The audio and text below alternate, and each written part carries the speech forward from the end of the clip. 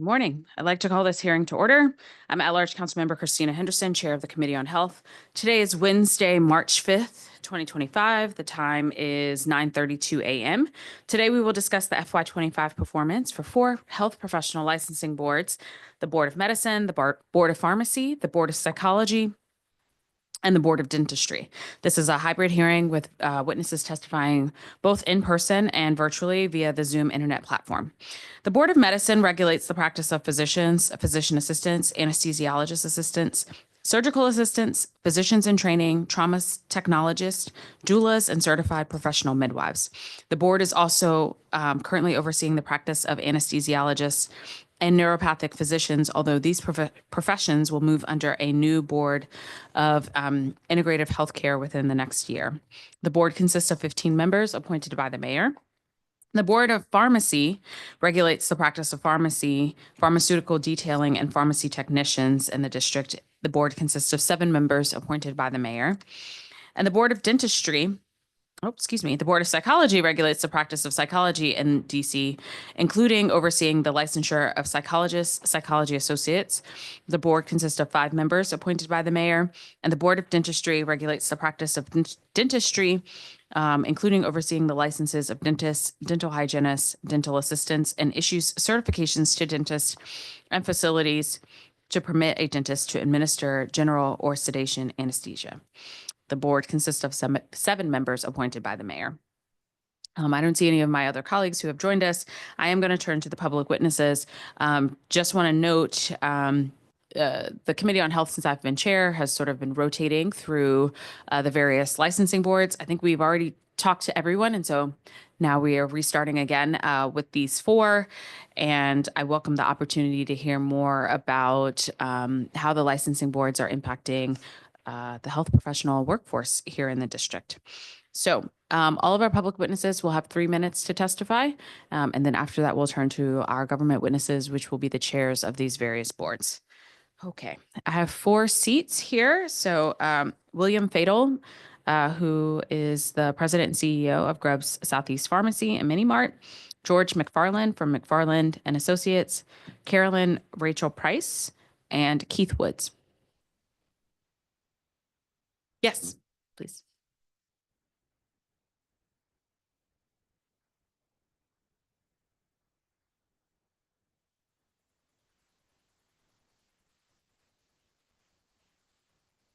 Okay. Is there anyone who is in the audience who intended to testify in person today who is not a chair of any of the boards? Okay, great. All right. Mr. Fatal. Good morning, Councilmember. Good morning. When you're ready. I want to thank you for really taking the time to give me this opportunity so I can testify about negative reimbursement in the pharmacy business today, which is a major issue driving a lot of pharmacies out of business. I am the owner and CEO of Grubbs Pharmacy Southeast in Anacostia. We've been there since 2011. For the past 3 months, 3 pharmacies, independent pharmacies, went out of business right around me in Ward 8. And I think there's more to come, unfortunately. In Q4 of 2024, my pharmacy alone lost over $43,000 in negative reimbursement just due to billing the MCOs in the district and DC Medicaid. Grubbs Pharmacy on Capitol Hill, as of October 1st, they decided not to accept these plans anymore. So they dropped Medicaid and all the MCOs. And they did it in an effort really to kind of save their losses and to be able to stay in business longer.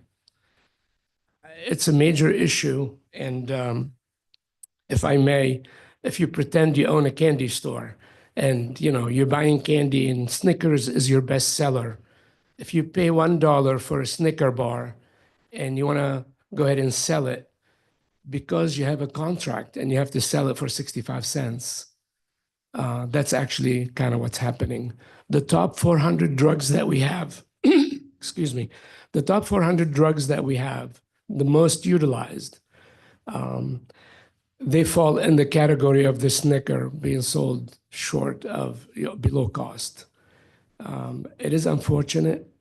The only people who are going to suffer as these pharmacies close are the people in DC, the residents, the needy, the people that need the most help, which they're going to end up going to the emergency room, and they're going to need more hospitalizations, costing the district a lot more money.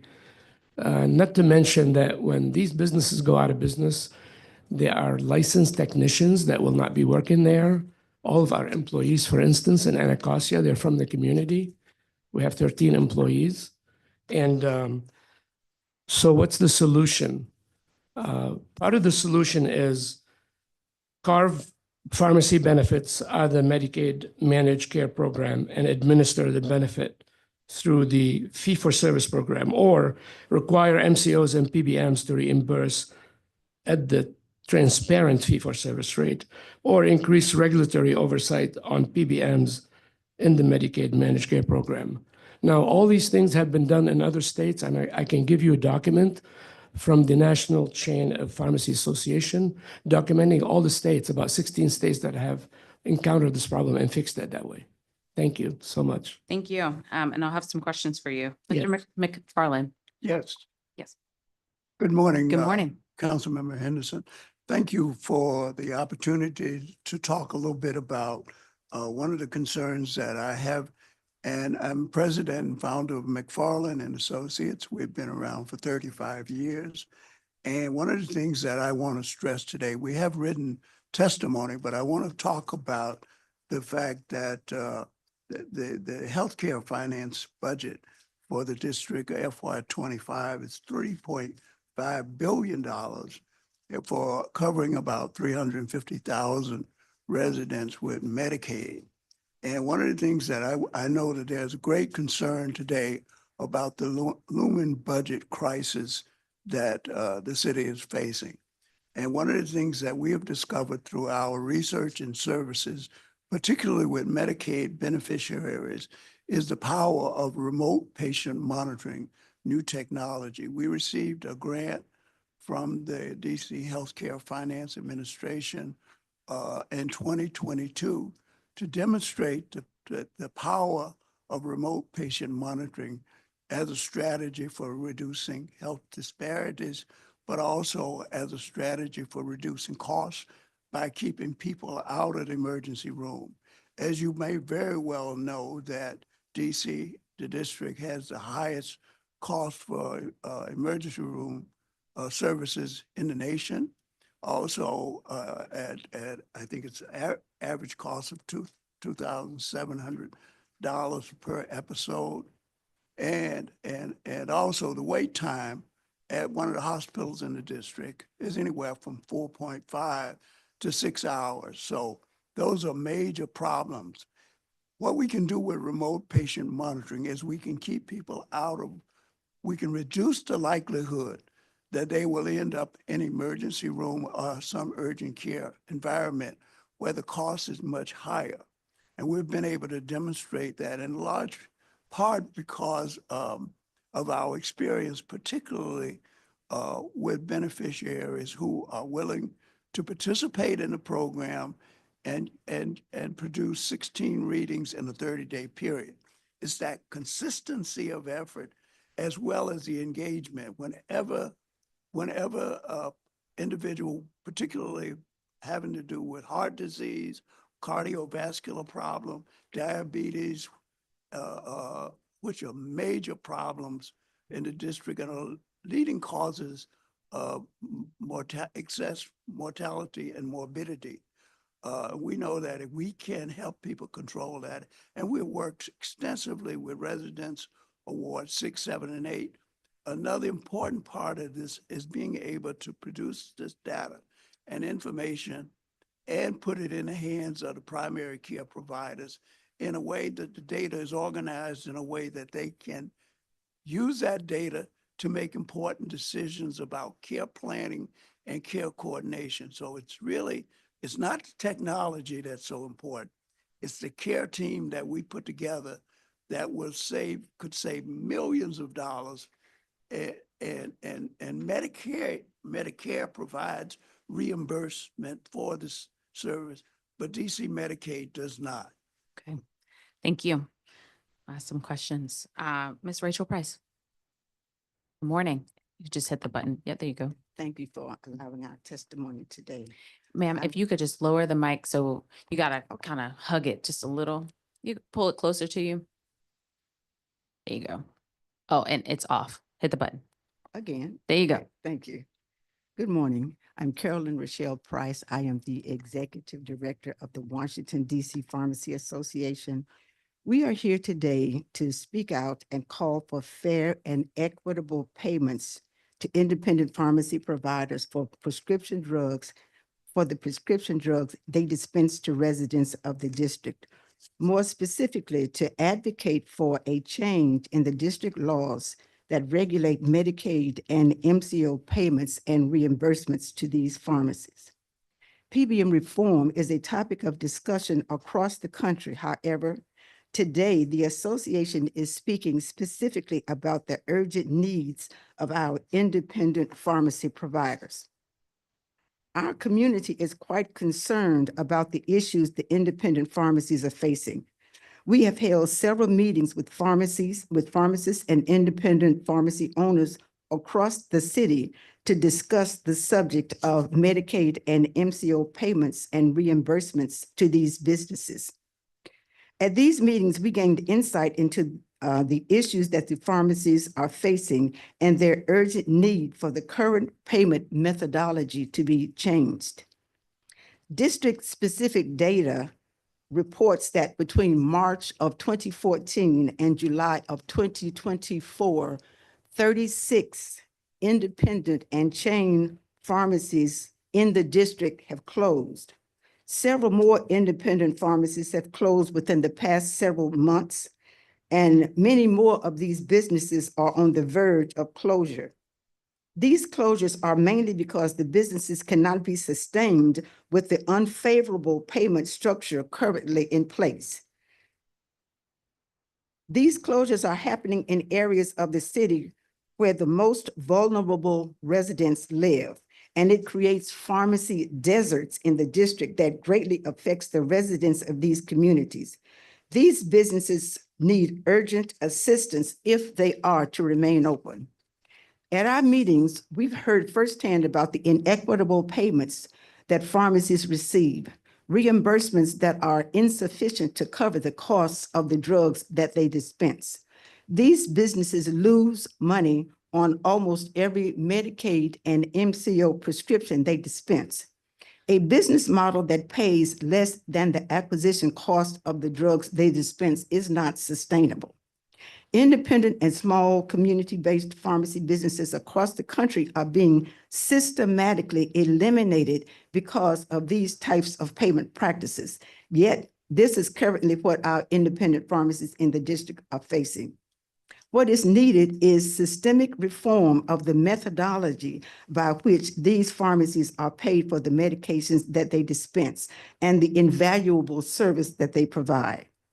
Many states have addressed this successfully by passing legislation to give relief to these struggling local businesses. We are here to ask that the district do the same. Thank you. Thank you.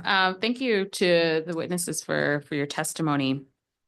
I want to ask a couple of follow-up questions. Mr. McFarland, first I'll start with you. For the remote patient monitoring, what ailments are we talking about here? Is it mainly heart disease? Well, it can be really obesity, it can be heart disease, it can be diabetes, respiratory, asthma.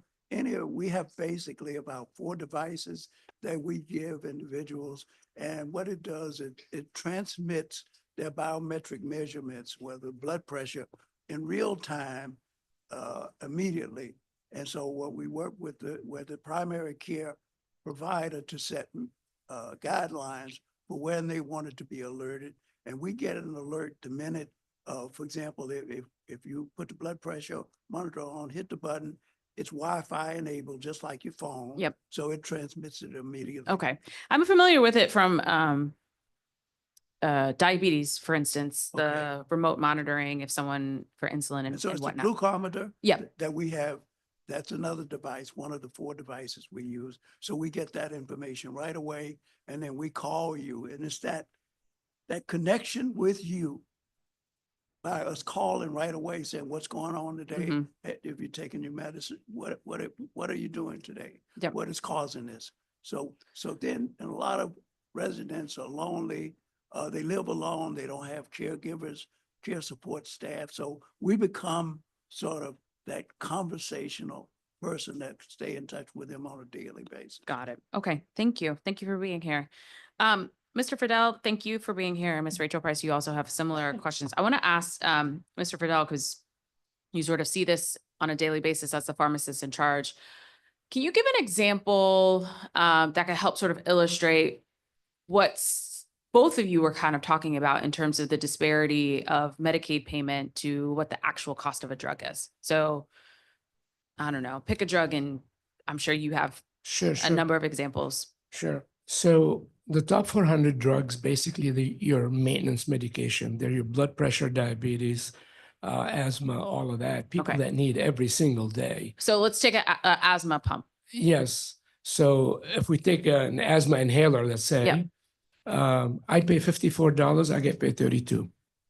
If it's a generic, I get paid, I pay 19, I get paid 6. I filled the prescription yesterday for an albuterol inhaler for DC MedStar Family Choice member.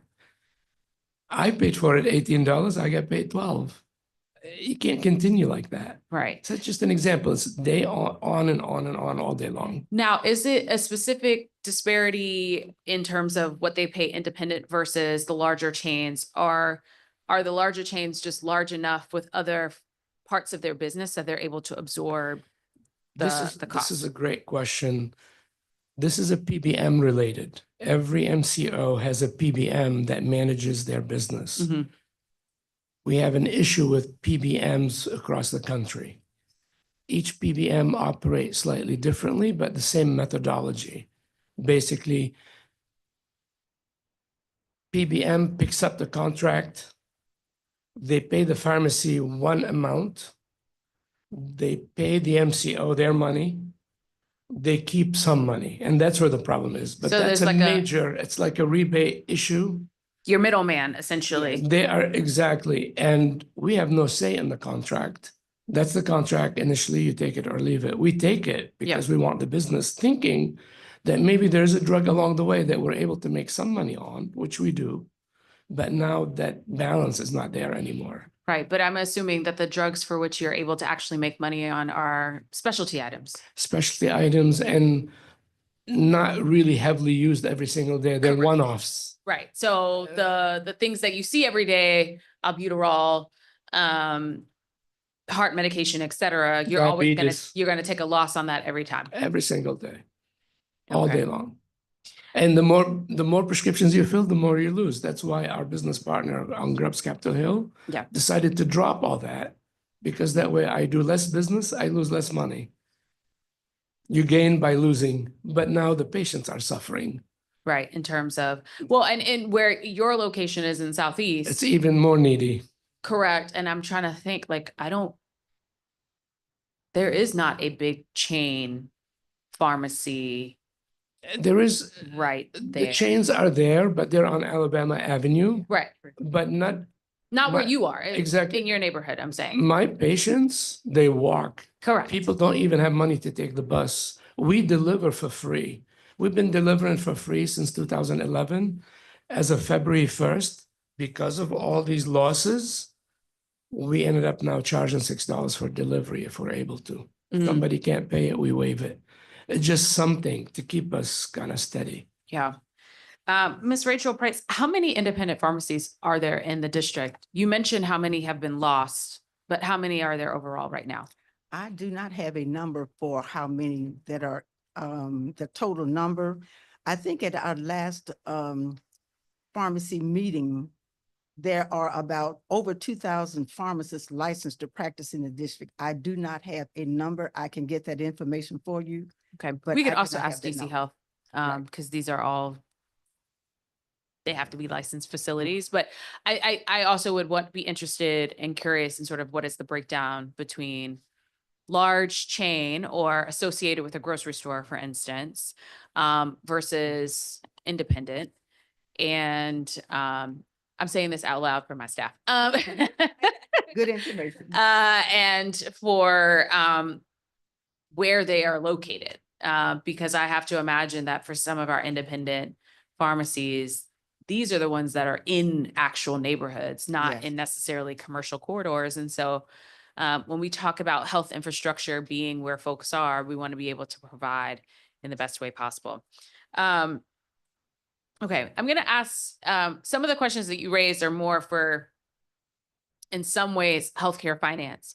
Mhm. But I think the last time I talked to the Board of Pharmacy, or was somebody else, one of the boards, where we talked about what is their interaction with the Department of Healthcare Finance on behalf of their members, to sort of talk about some of these issues, not just from a licensing standpoint, but how are you also helping to ensure that the profession stays vibrant and full in the district through the policies that you're putting forward, as well as the advocacy on behalf of everyone who is licensed in the district. So we'll ask some follow-up questions there.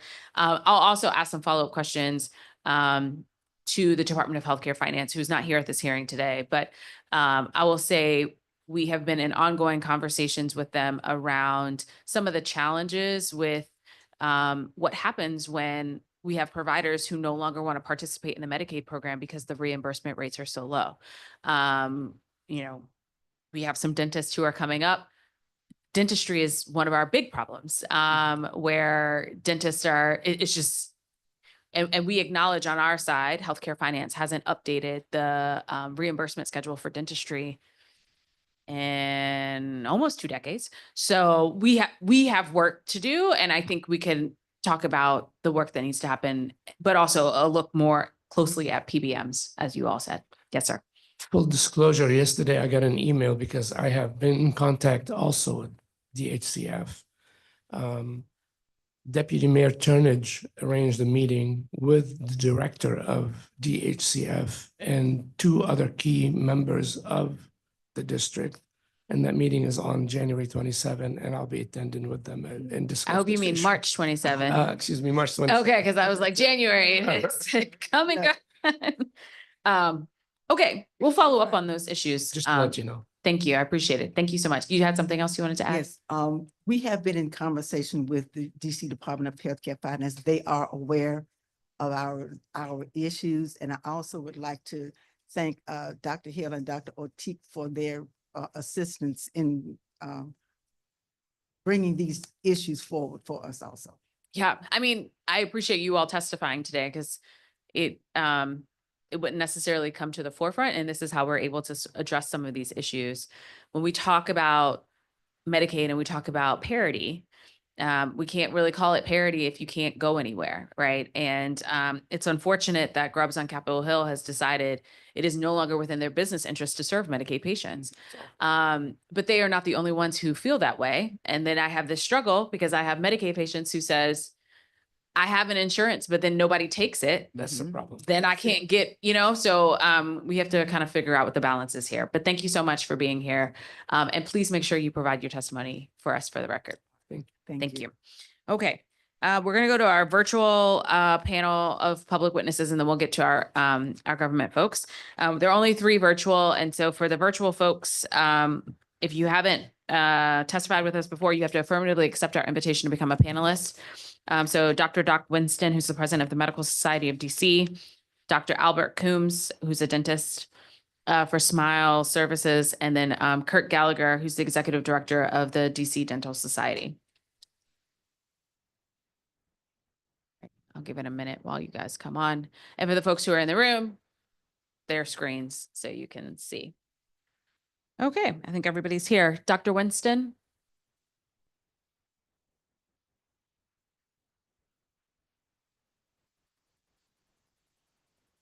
Good morning. Good morning. Let me know when that should start. Oh, whenever you're ready. Okay, all right. Thank you, Chair Henderson.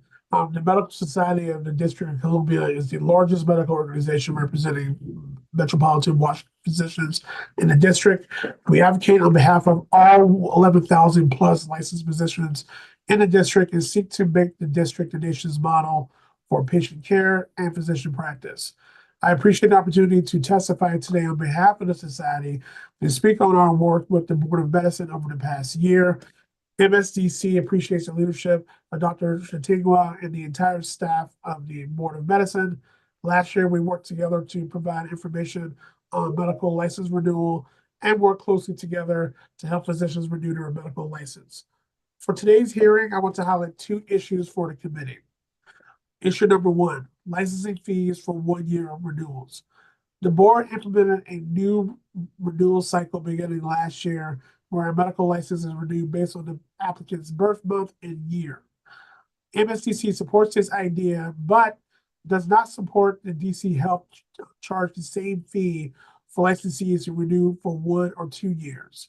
We strongly believe that licensees who have to renew this year should be exempt from a license renewal fee, or at minimum receive a greatly reduced fee. Asking physicians to pay a fee for 4 years, but only renewing essentially for 3 or 2 years is problematic. The second issue is change of the harmful language about wellness and addiction. The mayor's healthcare workforce task force included a recommendation in its draft report to limit fitness for duty questions during application and renewal cycles, such that they only apply to current impairment to this practice safety. The Dr. Lorna Bryn Heroes Foundation has identified the district as one of the states whose licensure language can harm physician wellness by forcing unnecessary disclosure of past impairment and wellness treatment. We want to continue speaking with the council and DC Health about removing any license or certificate language that would stigmatize physicians seeking well-being care.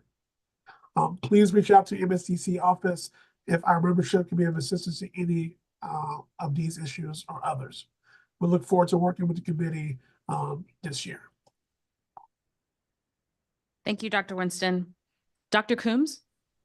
Hello, committee. Thank you so much for giving me the time to speak. My name is Dr. Albert Coombs. I have been a resident and a proud Medicaid provider for the dental community in Washington, D.C. since 2011. One of the things that I wanted to bring up is the fact that there have been a significant decrease in Medicaid providers due to the essentially cost of procedures and rise of inflation.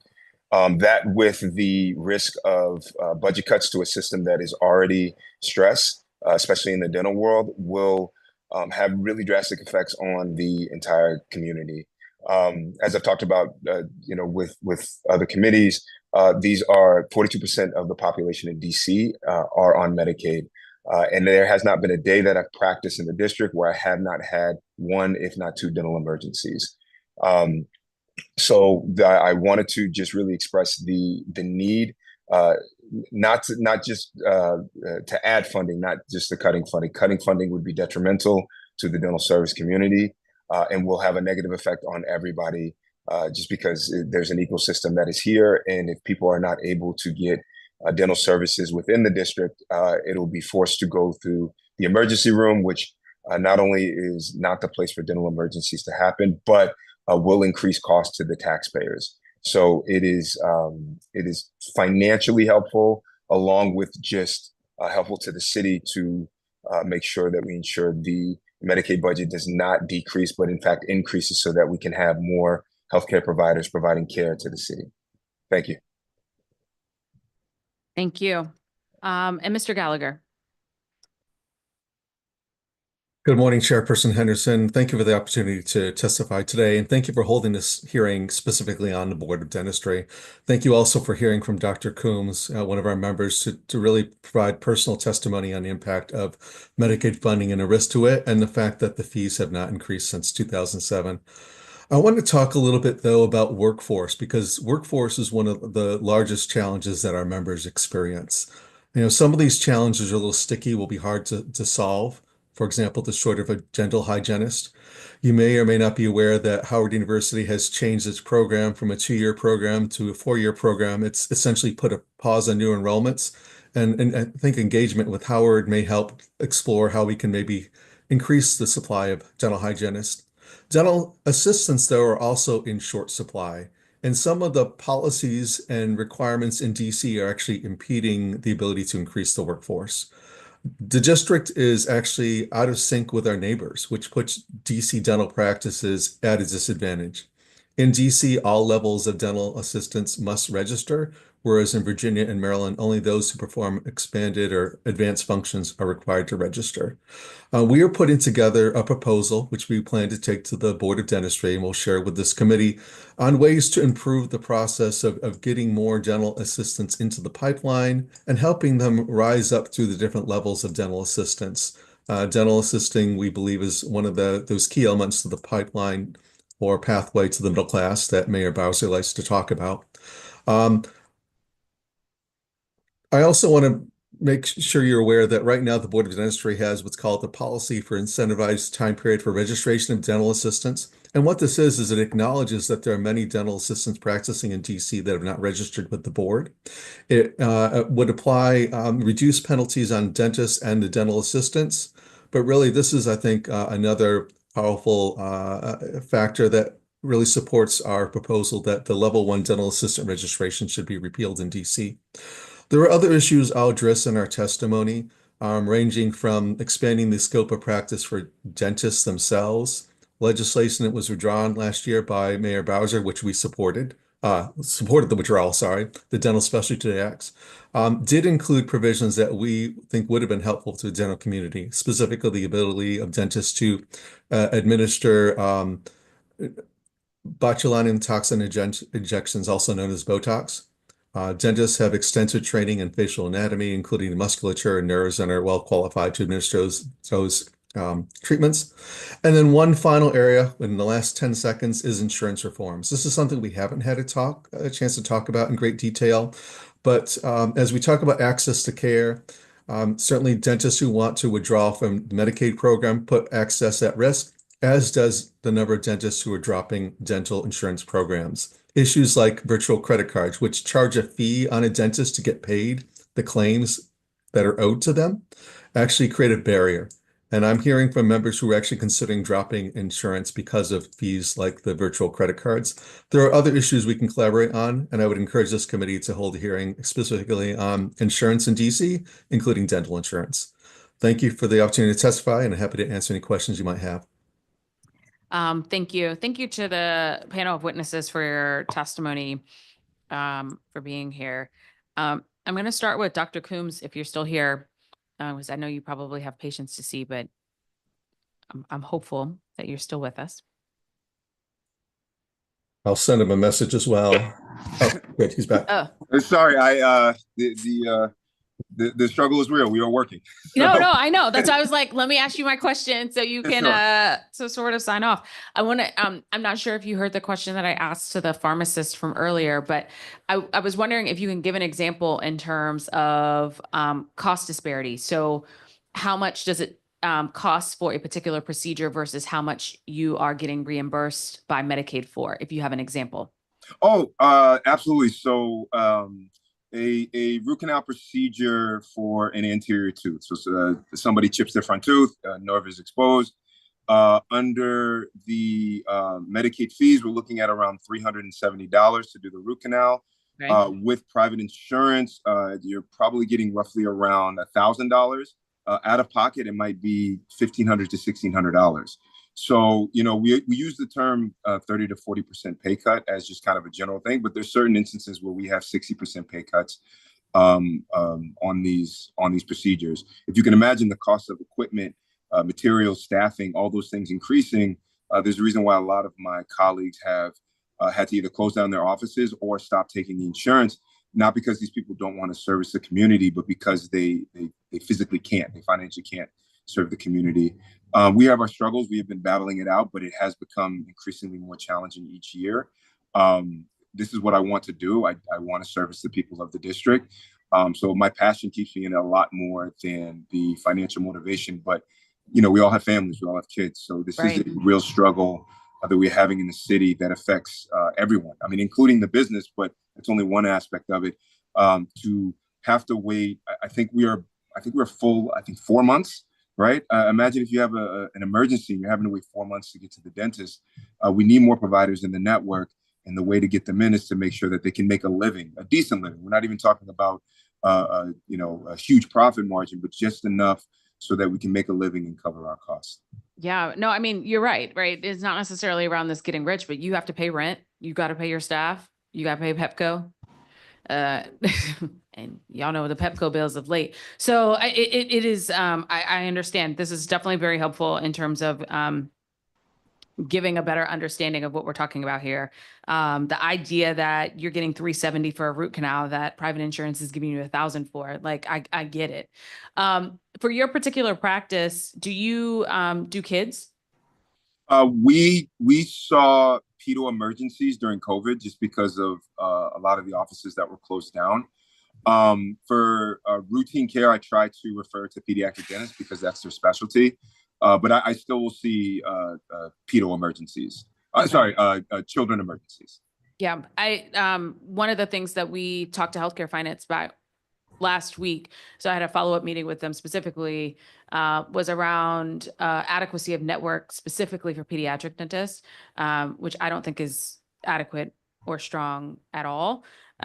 We had a resident who had tried for multiple weeks to get her kid in for an emergency situation, couldn't get an appointment. And I had to call the CEO of a MCO to get involved, which I don't think is something that you need to do in order for a kid to get and at this point, the kid had like 102 fever. So like it was an emergency, but as you said in your testimony, you don't want dental emergencies to be in the emergency room. That's not the ideal place for that to happen. Okay. Thank you, Dr. Coombs. I'll let you get back to your patients. Thank you. All right, thank you. Mr. Gallagher, we have talked at length about some of the issues in terms of the Dental Society, and I'll talk to the chair of the board about it. Like I said, I want you to know, and I want for the folks who are listening to know, we have followed up on this. We are in active conversations with Department of Healthcare Finance about fixing some of these issues. My hope or wish is that reviews of the Medicaid fee schedule happen on a routine basis as opposed to an emergency basis. Like the idea that we're going to go from 2007 to now without having ever touched it. I know that dentists have told folks that this was a problem, and it just sucks that it's taken this long to get to the forefront. So we'll certainly address that. Dr. Winston, thank you for being here and for the work that you guys do in the partnership with the Medical Society of DC. We asked some questions of DC Health last week about the renewal fees, and we'll follow up on that front. And then I also have some questions today specifically for the board about the fitness of duty questions as well. So we'll follow up on both of those. But thank you for being here. Thank you. And please make sure if you guys can provide your testimony for the record, that would be excellent. Thank you. Okay. Thank you. We're going to get to our board chairs. Dr. Allison Hill, Board of Pharmacy, Dr. Andrea Anderson, Board of Medicine, Dr. Anthony Jimenez, Board of Psychology, and Michelle Tortu for the Board of Dentistry.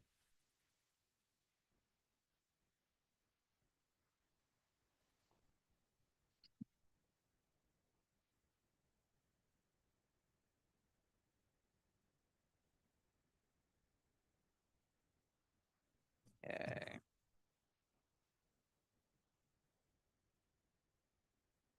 All right. Okay. Before we get started, I need to swear you all in. I'm also going to just go ahead and swear in your support team in the back from DC Health in case they have a particular licensing related question that you all can't answer, but I'd like to just get that done at the top. So if everyone who may speak today at the mic, raise your right hand. Okay. Do you swear or affirm under penalty of law that the testimony you're about to provide to the Council of the District of Columbia in this committee is the truth, the whole truth, and nothing but the truth? Yeah. Great.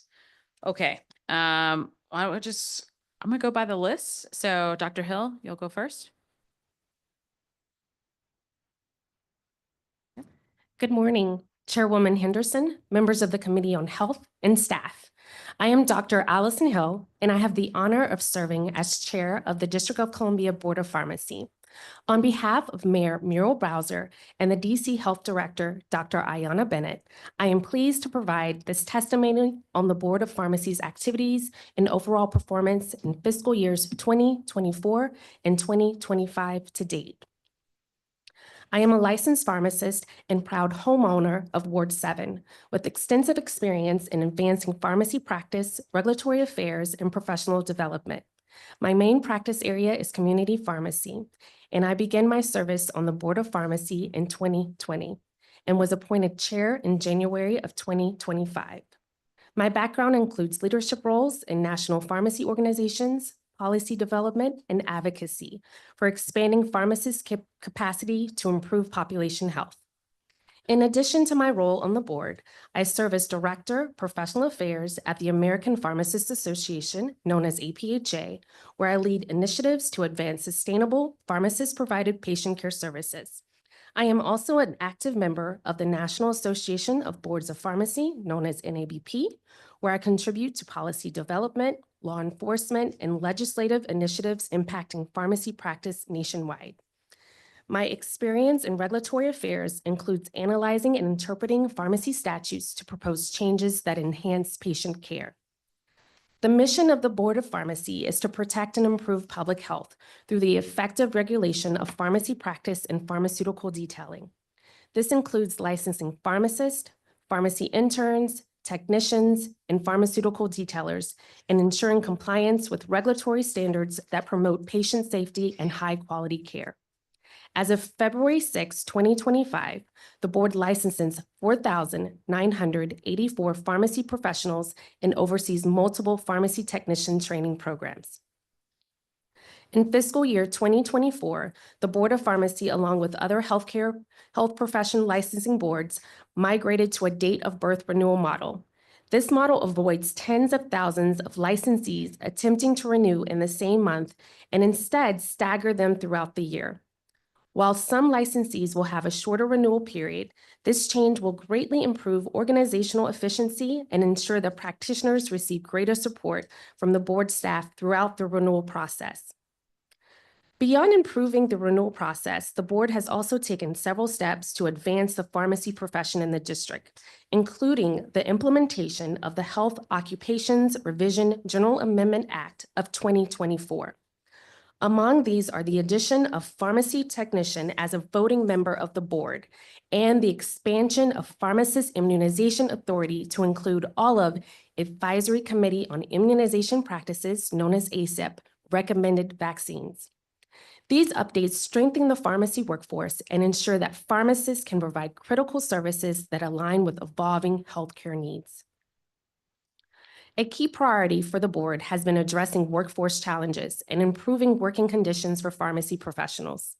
Last year, the board conducted a workplace survey to assess concerns related to workload, meal breaks, and staffing requirements. These findings informed proposed regulatory changes by DC's Health Pharmaceutical Control Division, aimed at improving both workplace conditions and patient safety. Additionally, the board streamlined licensure processes by delegating certain approval authorities to staff, significantly reducing processing times for new applicants. I would like to acknowledge the hard work of health licensing specialists for the Board of Pharmacy, who have thus far in fiscal year 2025 approved pharmacist licenses within an average of 13 days, compared to the 57-day average in the prior fiscal year. This timeline reflects the progress achieved by administrative and operational changes. Thus far in fiscal year 2025, the board has been focused on implementing scope of practice expansions through regulations. In January, the board finalized the patient education materials required for pharmacists prescribing hormonal contraceptives, marking a key step in fully implementing this authority. The board is also working on strengthening pharmacy technician regulations by eliminating the current grace period that allows pharmacy technician trainees to work before registering with the board, ensuring that all pharmacy personnel meet registration requirements before entering practice.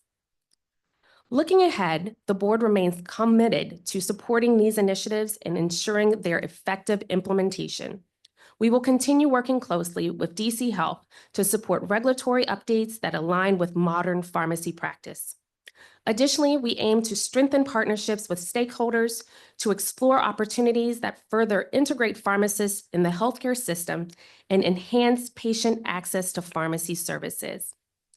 The board remains dedicated to fostering collaboration among pharmacy professionals, other healthcare professionals, and regulators to close gaps in patient care.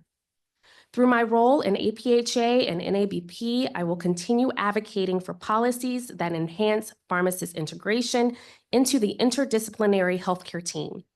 Additionally, we will expand outreach efforts to ensure that all stakeholders, practitioners, educators, and the public are engaged in shaping the future of pharmacy in the district. I would like to express my gratitude to my fellow board members for their service and dedication, and to DC Health staff for their support. On behalf of the Board of Pharmacy, I appreciate the committee's commitment to advancing pharmacy practice and healthcare access in the district. Thank you for the opportunity to testify today. I welcome any questions that you may have. Thanks, Dr. Hill. Dr. Anderson?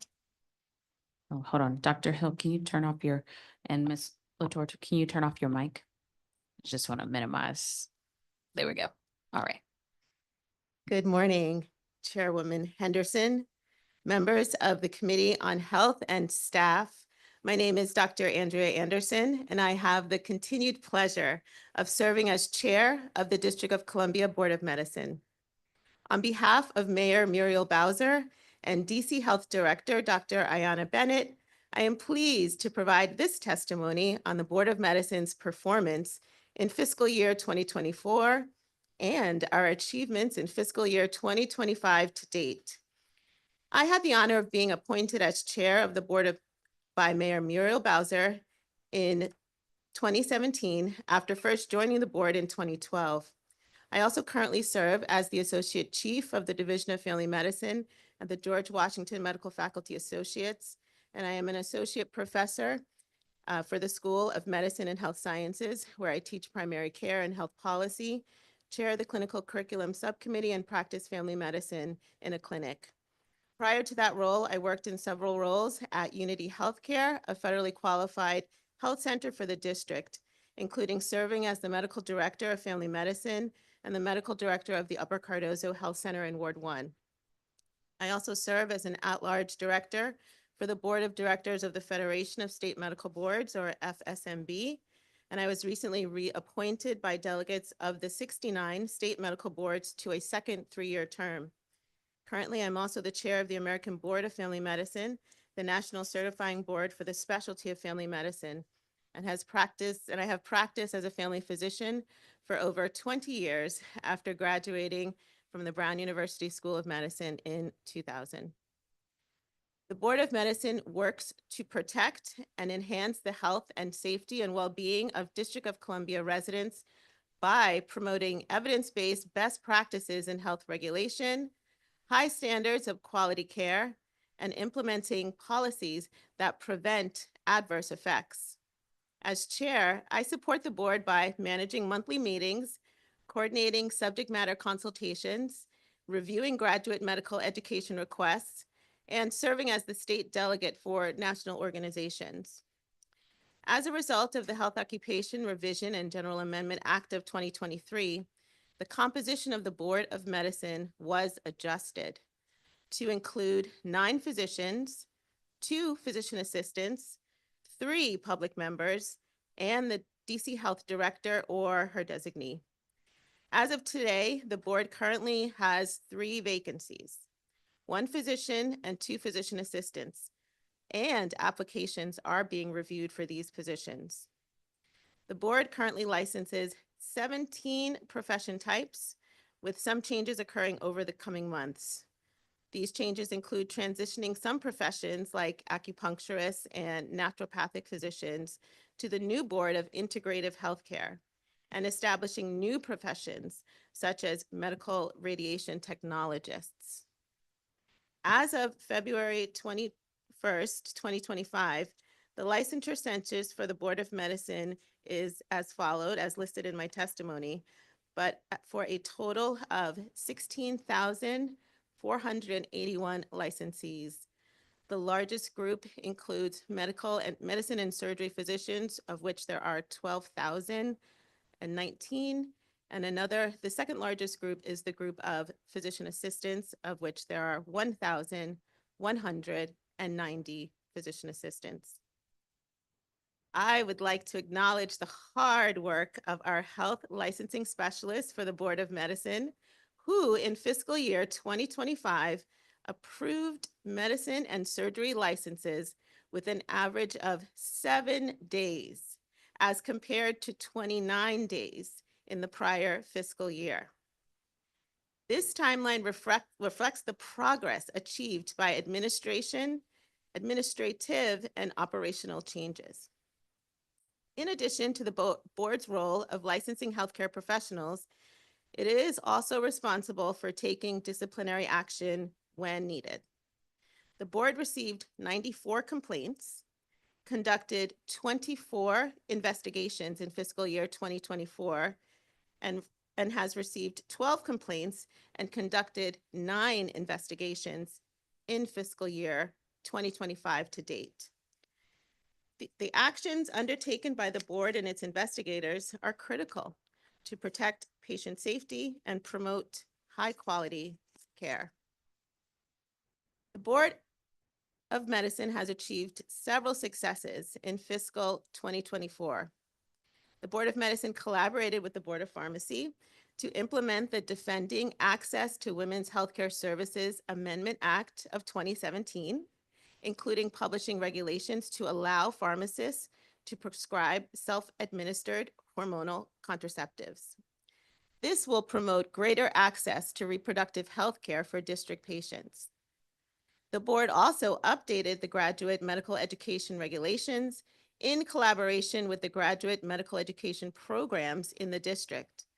Following the regulation and the publication of these regulations, DC Health held an outreach session with graduate medical educators to ensure full compliance.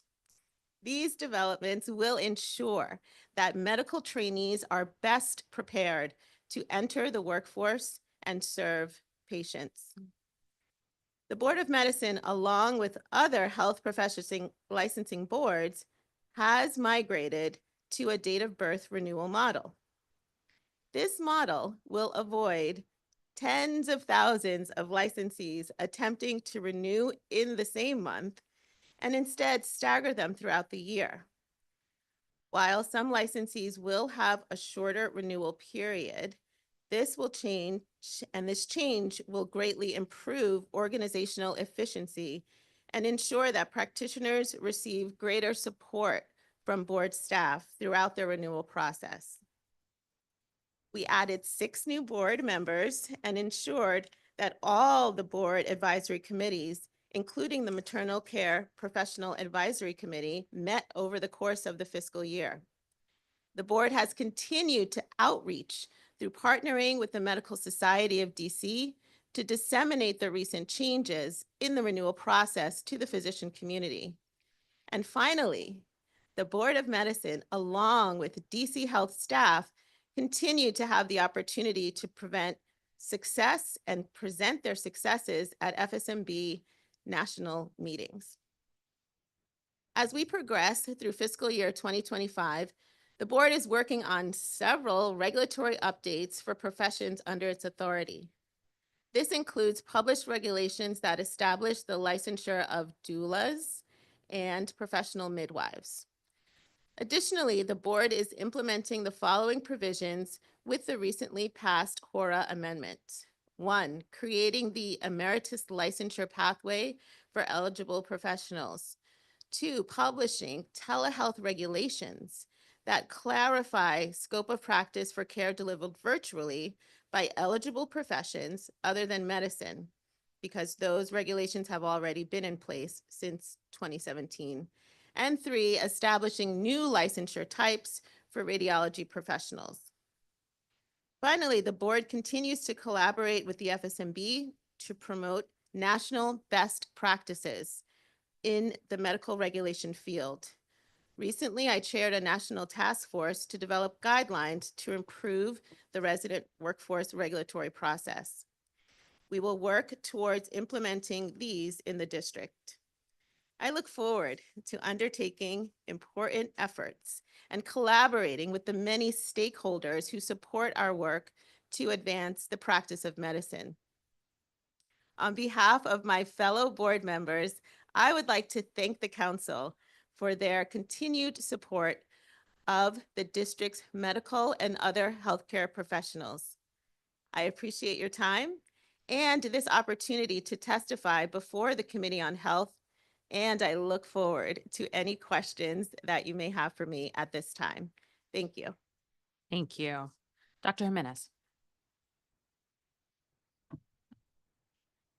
Well, good morning, Chairwoman Henderson and members of the Committee on Health. My name is Dr. Anthony Jimenez, and I have the honor of serving as Chair of the District of Columbia Board of Psychology on behalf of Mayor Muriel Bowser and the DC Health Director, Dr. Yana Bennett. I am pleased to provide this testimony on the Board of Psychology's activities and overall performance in fiscal years 2024 and 2025 to date.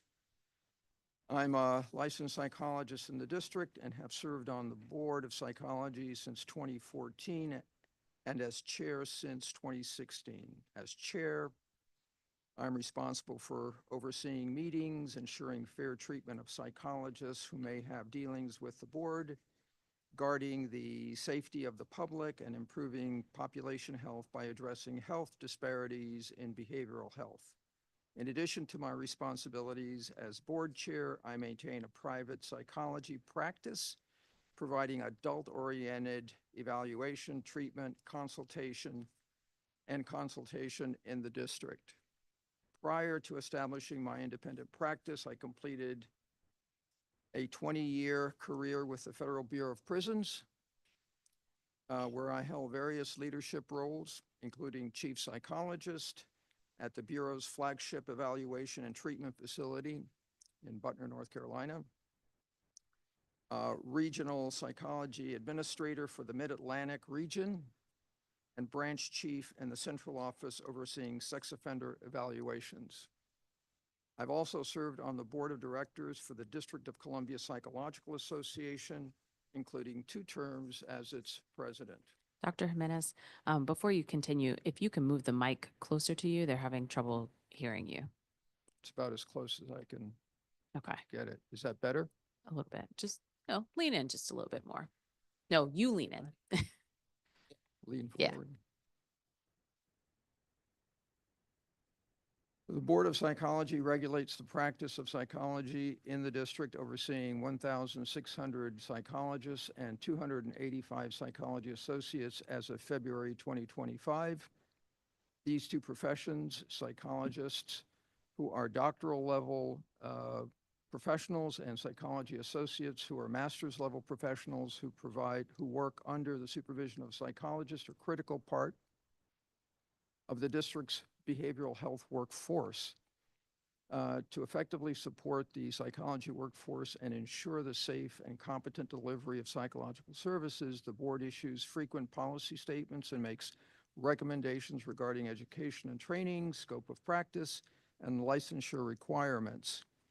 The board may also conduct investigations when complaints are received and take disciplinary actions when unethical practice is determined or a regulation has been violated. In the district, licensed psychologists evaluate and treat a broad range of behavioral and mental health conditions, helping individuals improve their mental, emotional, and behavioral well-being through the use of evidence-based practices and methods. In the fiscal year 2024, the Board of Psychology, along with other health professional licensing boards, migrated to a date of birth renewal model. This model avoids tens of thousands of licensees attempting to renew in the same month and instead staggers them throughout the year. While some licensees will have a shorter renewal period, this change will greatly improve the organizational efficiency and ensure that practitioners receive greater support from board staff throughout their renewal process. As we continue to enhance our processes, the board has also been actively engaged in discussions about the examination for professional practice in psychology, known as the EPPP. In 2017, the Association of State and Provincial Psychology Boards, ASPPB, introduced a revised EPPP with two parts, a knowledge-based test and a skills-based test. In 2022, the board agreed to adopt the EPPP2. However, since then, ASPPB has been considering restructuring the exam into a single test that integrates both knowledge and skills rather than keeping them two separate and administering two separate tests. While these discussions continue, the board has decided to suspend EPPP2 and require only the EPPP1 for licensure.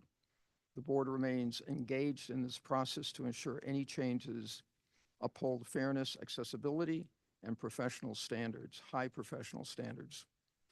In addition to our work on licensure requirements, the board has also been focused on strengthening its membership to support its ongoing initiatives. The board has made progress in addressing vacancies, appointing 2 new members to date. We appreciate our ongoing collaboration with the Mayor's Office of Talent and Appointment, MOTA, in this effort, and will continue working together to fill the remaining vacancies. This is particularly important as the board continues its work on revising rules and regulations governing psychology in the district. In fiscal year 2025, the board has been focused on implementing scope of practice expansions throughout rulemaking. This includes changes introduced by the Health Occupation General Revision Amendment Act of 2024, which expands the license and registration types regulated by the board to include health services psychologist, general applied psychologist, and school psychologist, as well as a new licensing category for behavioral analysts. The board is currently reviewing submissions to form subcommittees for regulation updates and has also begun forming a separate behavior analyst subcommittee to develop regulations and establish this new licensure type. I'd like to express my gratitude to my fellow board members for their dedication and to DC Health staff for their support. On behalf of the Board of Psychology, I appreciate the committee's commitment to advancing psychology practice and healthcare access in the district. Thank you for the opportunity to testify today, and I also welcome any questions you may have. Thank you, Dr. Jimenez. Dr. Latortu? Thank you. Good morning, Chairperson Henderson, members of the Committee on Health, and staff. My name is Dr. Michelle Latortu, and I have the honor of serving as Chair of the District of Columbia Board of Dentistry. On behalf of Mayor Muriel Bowser and DC Health Director, Dr. Ayanna Bennett, I am pleased to provide this testimony on the Board of Dentistry's performance in fiscal year 2024 and our achievements in fiscal year 2025 to date. I've had the pleasure of serving on the Board of Dentistry as a licensed dentist since my initial appointment in 2021. During my tenure, I have served on the Communications Subcommittee to ensure licensed dental professionals are aware of any regulatory, policy, or other licensee-related updates. After 3 years of board service, I was appointed as Chair of the Board of Dentistry. As Chair, I lead our monthly meetings, approve orders and agreements, and consult with staff on dentistry matters. Outside of my board service, I have practiced as a licensed dentist in the district for over 6 years.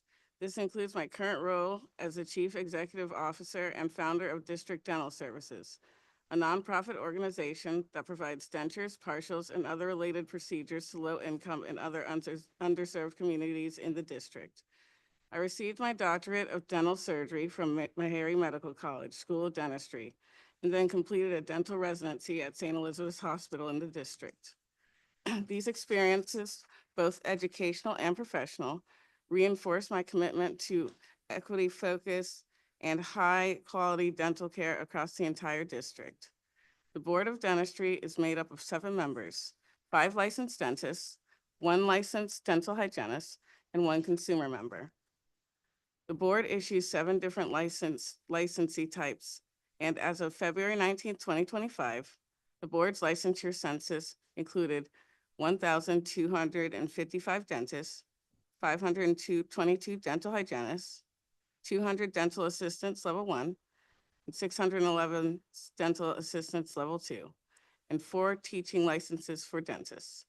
Aside from licensing dental professional, the board is also responsible for reviewing complaints and conducting disciplinary hearings when needed. The board received 27 complaints in fiscal year 2024 and has received 6 thus far in fiscal year 2025. When appropriate, DC Health staff investigate these complaints and refer them to the board for disciplinary action. This board function is critical to ensure patients have access to a safe and high-quality dental care system. As chair of the Board of Dentistry, I am constantly reminded of the important role that dental professionals play in the district's overall healthcare ecosystem. While they primarily focus on a patient's oral health, their impact has broader implications.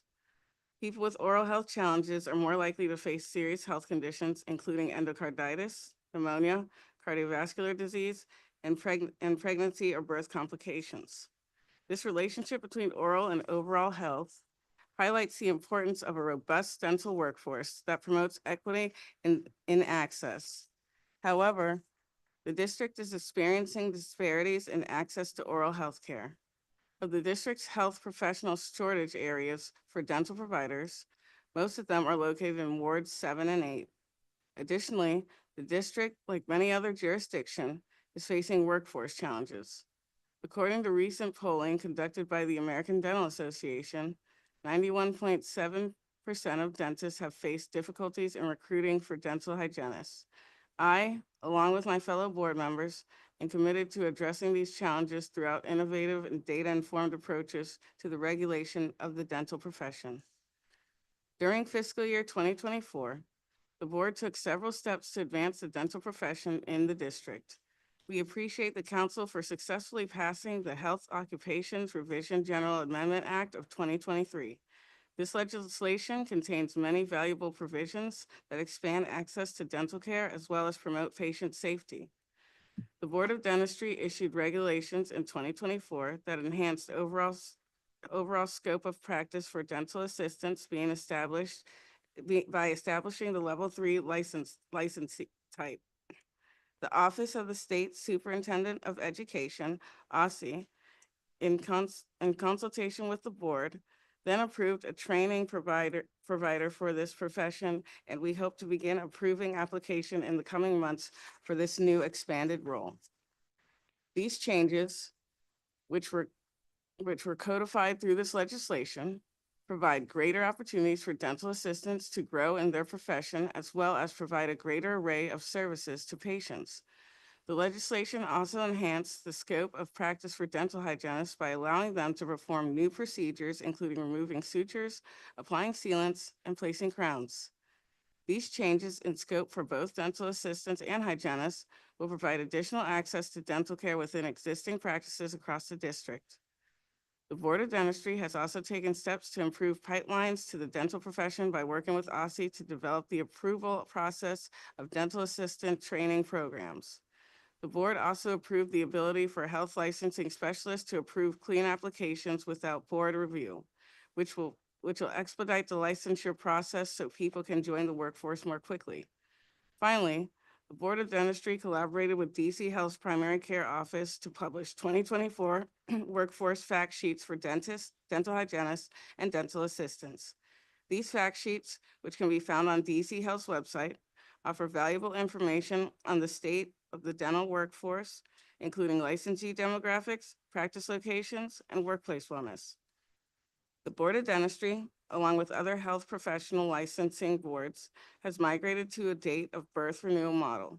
This model will avoid tens of thousands of licensees attempting to renew in the same month and instead stagger them throughout the year.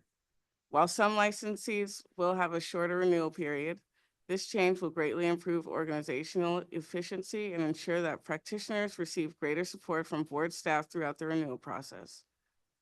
The board continues in fiscal year 2025 to make improvements to the regulatory framework for dental professionals.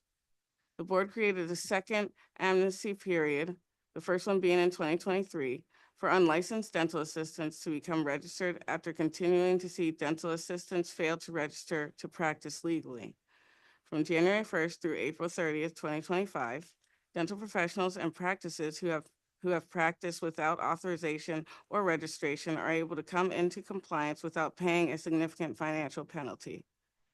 The board is also looking to make regulatory updates over the coming months to allow dental assistant level 1s to take x-rays, as well as changing the levels of supervision for dental assistants. These changes will enhance dental assistants' overall knowledge of the dental profession and enable them to perform additional tasks without the need for a dentist to directly supervise them.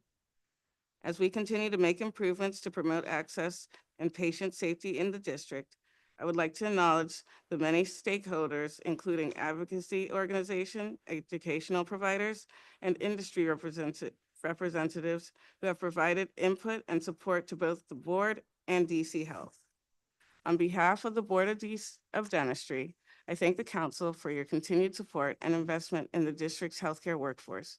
I appreciate your time and this opportunity to testify before the Committee on Health and look forward to any questions you may have for me. Thank you. Thank you to all four of our witnesses. And let me say at the offset, thank you for agreeing to serve in this position. I think you guys give a lot of your time on behalf of district residents as well as those in your profession.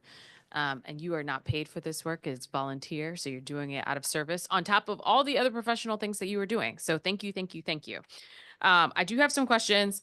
All four of your boards and professions are very different, but you do have something in common. All of you have vacancies. So I'm going to start there.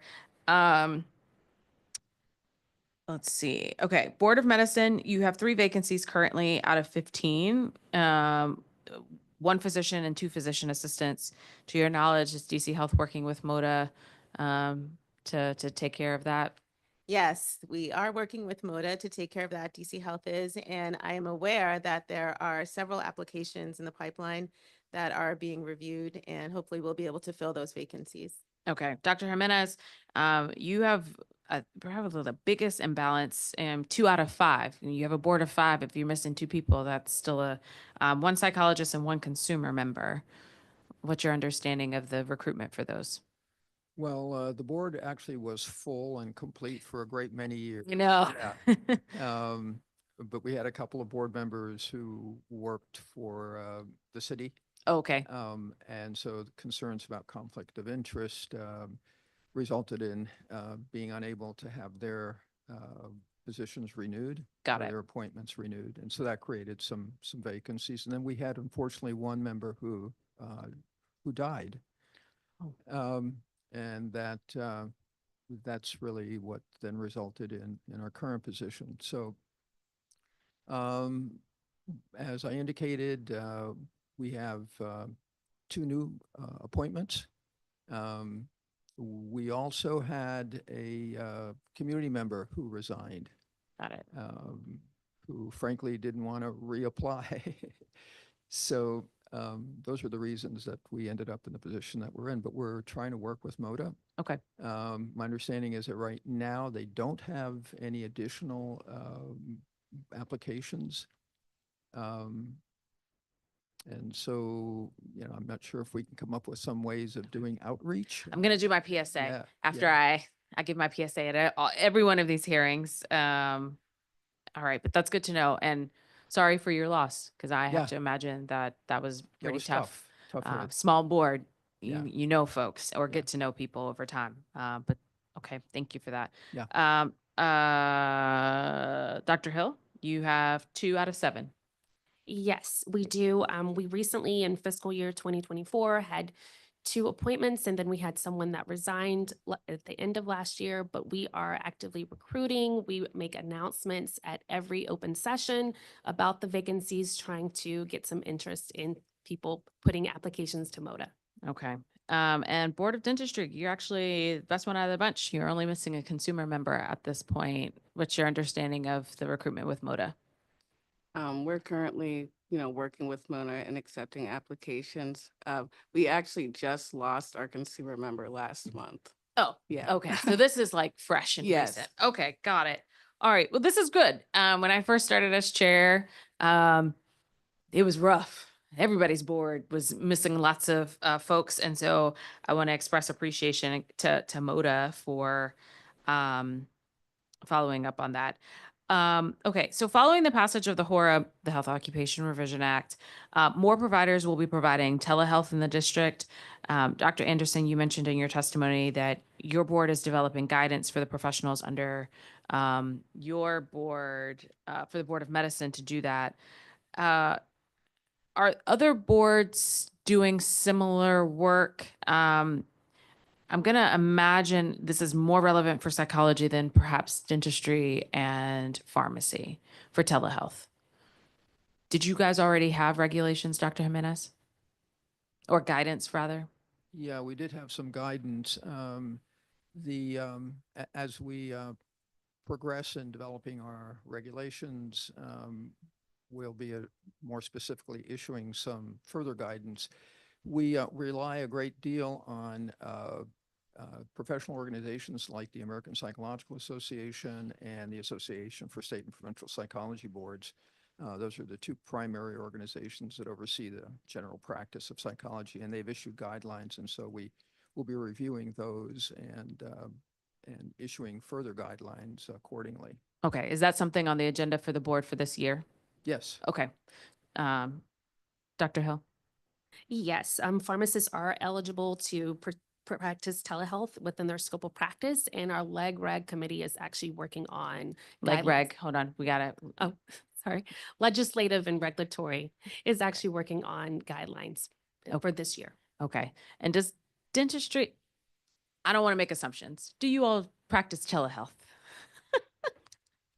Honestly, we are actively working on that. Okay. Because, typically when someone goes to the dentist, it's because they're in pain. Right. And it's kind of hard to, treat dental pain through a screen. Hey, So I think we had the board of veterinary medicine and they Right. talked about telehealth and I was skeptical how Right. you do telehealth as a vet, but innovation. Right. So we are actively working on that. Okay, you're Mhm. actively working on it as well. All right. Okay, so we've heard from several providers about challenges with the MCO credentialing, getting credentialed with one of the MCOs. And some of them have suggested us to consider streamlining the credentialing process similar to what Maryland has done, or centralizing credentialing so that you don't have to go to each individual MCO submitting the same paperwork multiple times. I'm curious if this conversation has come up in conversation amongst the boards. Whoever wants to go first, I don't. Dr. Anderson. The Board of Medicine licensed the individual physicians and surgeons, et cetera, their licensee type. So to my knowledge, this has not come up on the board, but we're definitely open to discussing it. Okay. Anyone else? I don't know if it's come up. Okay, just gonna ask. All right. Let me ask some more board specific questions. I'm gonna start on dentistry. So Dr. Latortu, you mentioned in your testimony about the challenge of recruiting dental hygienists in terms of the profession. And I have the census number somewhere in terms of how many we have licensed. Is this a nationwide issue in terms of dental hygienists, or is this something specific to the district? To my knowledge, it's mainly, it's specific to the district. Okay. Is there what seems to be the biggest barrier? It seems to be primarily the application process. Okay. Okay. And also,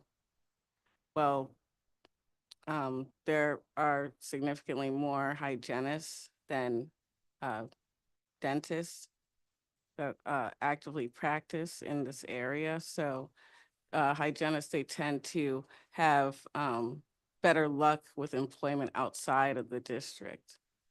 And then also with the application process, our fees, there have been complaints that our fees are higher than Virginia and Maryland to apply. Okay. Mhm.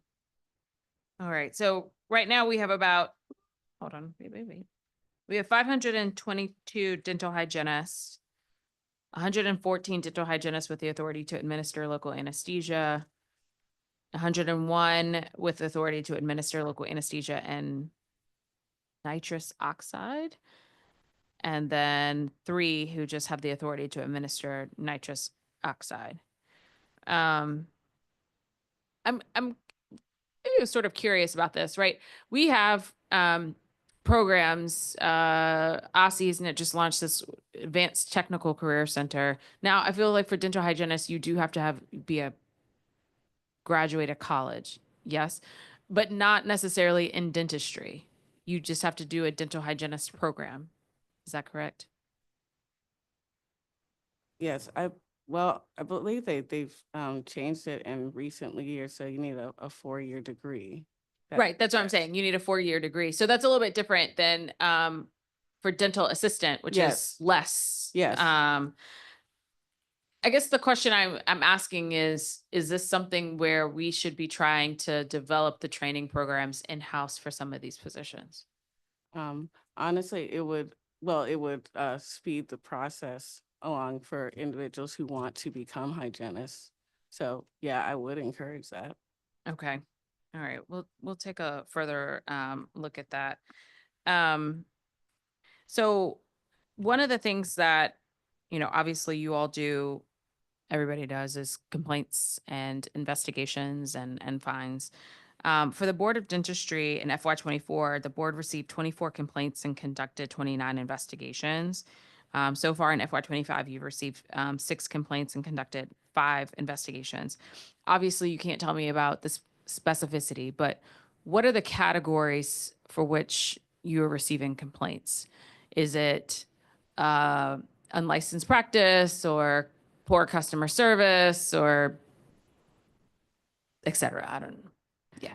It's typically, one, poor customer service and, how, say, the dentist or the staff communicated with the patient. Okay. And also, when patients feel like they received botched work or work that they did not need or work that was incorrect or work on the wrong tooth, things like that. Work on the wrong tooth. Mhm. Okay. All right. Um,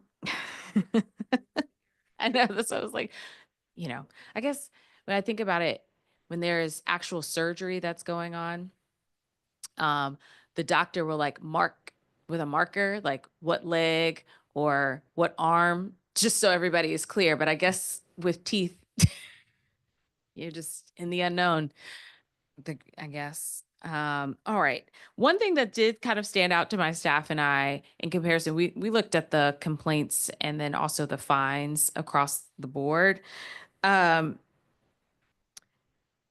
The Board of Dentistry is pulling in larger amounts of fines than everybody else, which then that makes me question whether or not is everyone's fine structure different? Each board. Okay, everybody, the people behind y'all are shaking their heads. Okay, the Board of Dentistry, you issued 35 fines totaling $75,000. Can you confirm, or perhaps someone from DC Health, can you all confirm whether or not we've actually received these monies? Because we've had these issues with our agencies doing fines, and then no one is collecting the money. It's just sort of, it exists on paper, but we haven't actually received our money. Would you know that, or would someone from the... Well, y'all got to come to the table. I can hear you, but the people can't hear you. Dr. Hill, do you mind, or just switching out just really quickly? Sort of like us phoning a friend.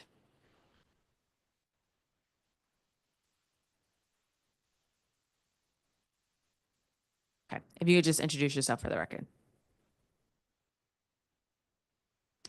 Good morning, Erica Walker, DC Board of Dentistry Executive Director. Okay.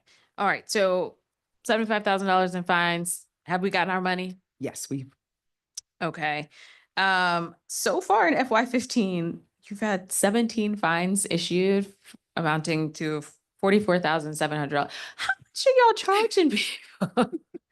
Not that I'm just curious. Is this like unlicensed practice? it could be, yes, it could be unlicensed practice. We can also fine by the charges for a licensee. There's a certain fee we can apply for each charge for each situation that they have in their order. We can assess a fine.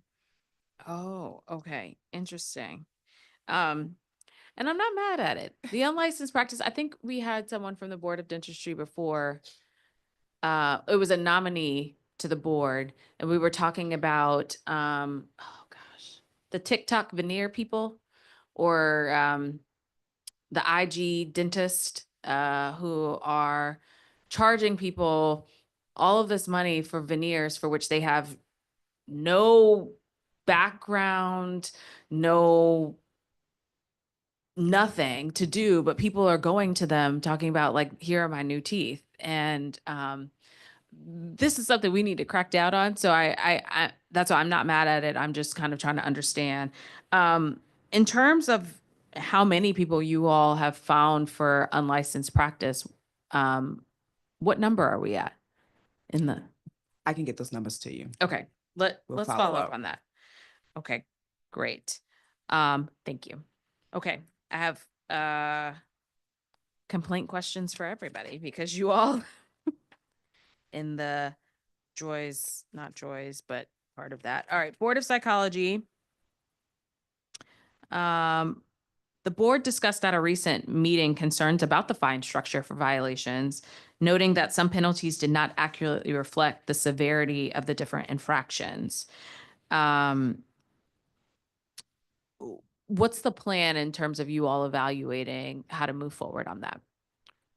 Well, we recently did reevaluate the structure for the assessments and set new amounts that we thought Okay. were reasonable. So that's, as far as the board is concerned, we've addressed that. Okay.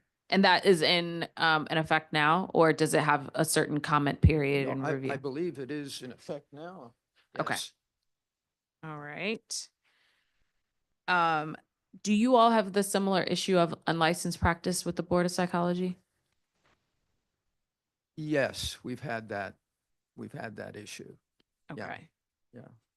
All right. The other question we had was around continuing education compliance and how you all audit for that.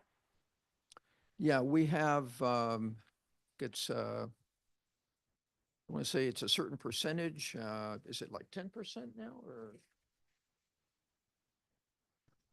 Oh, well, I thought we had decided some time ago, but perhaps we need to revisit that issue. Because at one time we had decided to audit a specific percentage. Mhm. So I thought it was like 10% or less or something like that. But it sounds like maybe we need to revisit that as well. Okay. Guys, add that to y'all's agenda. All right. Board of Pharmacy. In FY24, the board received 18 complaints and requested 18 investigations. So far in FY25, you've had 3 complaints. What are the most frequent in terms of pharmacy types? Usually they're customer service issues, wait times, and obtaining medications that are taking a little bit longer. Wait times. Mhm.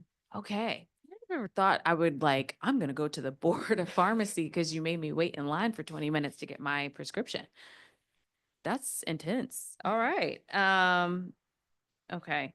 So in terms of emerging trends and the complaints, you don't see anything sort of troubling in what you all are seeing thus far? No, not right now. Okay.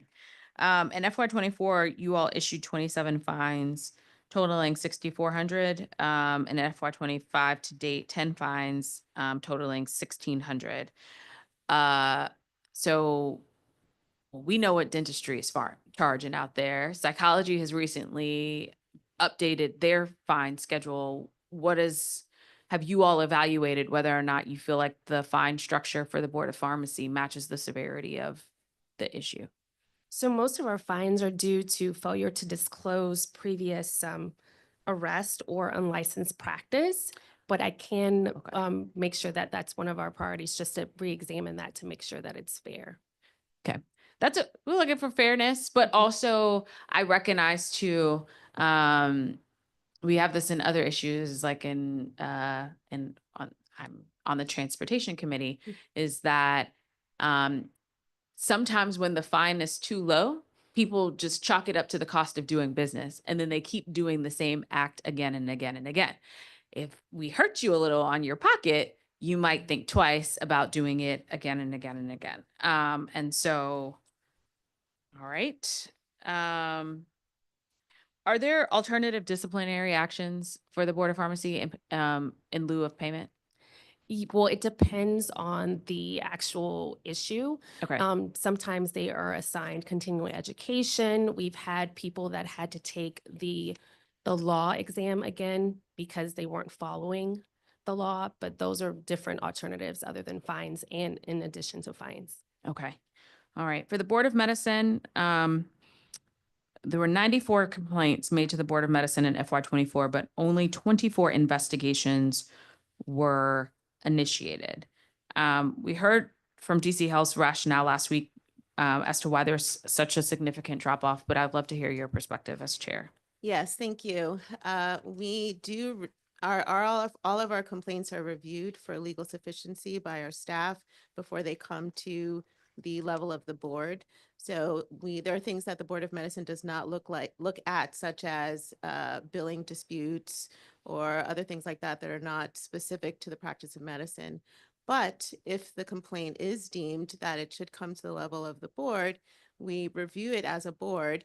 Some complaints we can dismiss based on the testimony or we can dismiss because it doesn't violate the HORA. So based on what took place or what our understanding is from both parties, we ask for the licensee to submit attestation of their side of the situation, and also the same from the complainant.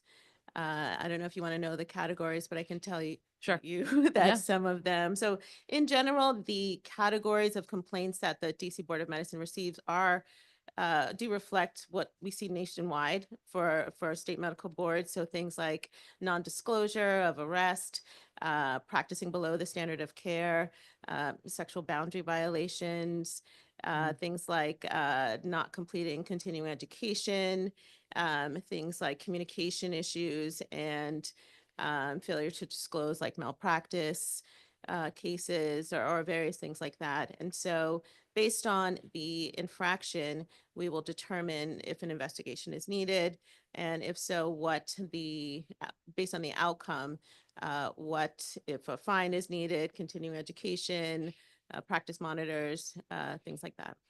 Okay. It seems so strange to me in that 2025, people think that if they don't disclose an arrest or something like that, it won't ever get found. Like, Right. So sometimes this is our frustration as well. And, we are doing two things, making sure that even our trainees, those who are training in medical practice, that we're going out and really educating the new crop of physicians of what this actually means. But if the question says, have you been arrested? It doesn't say, did it get expunged, right? It said, Yeah. have you been arrested? So really to answer the question as asked. And for the vast majority, if the question is answered as asked and the explanation is given, most of the time that's not an impediment to licensure if the person has successfully remediated whatever happened. Many times it's things when they were younger and, it's just a matter of disclosure.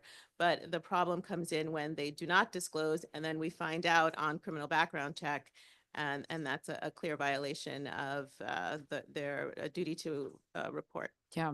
Well, let me ask a follow-up question. So you heard the testimony from the president of the Medical Society of DC. And we've gotten a couple of notes about this in terms of the fitness for duty questions.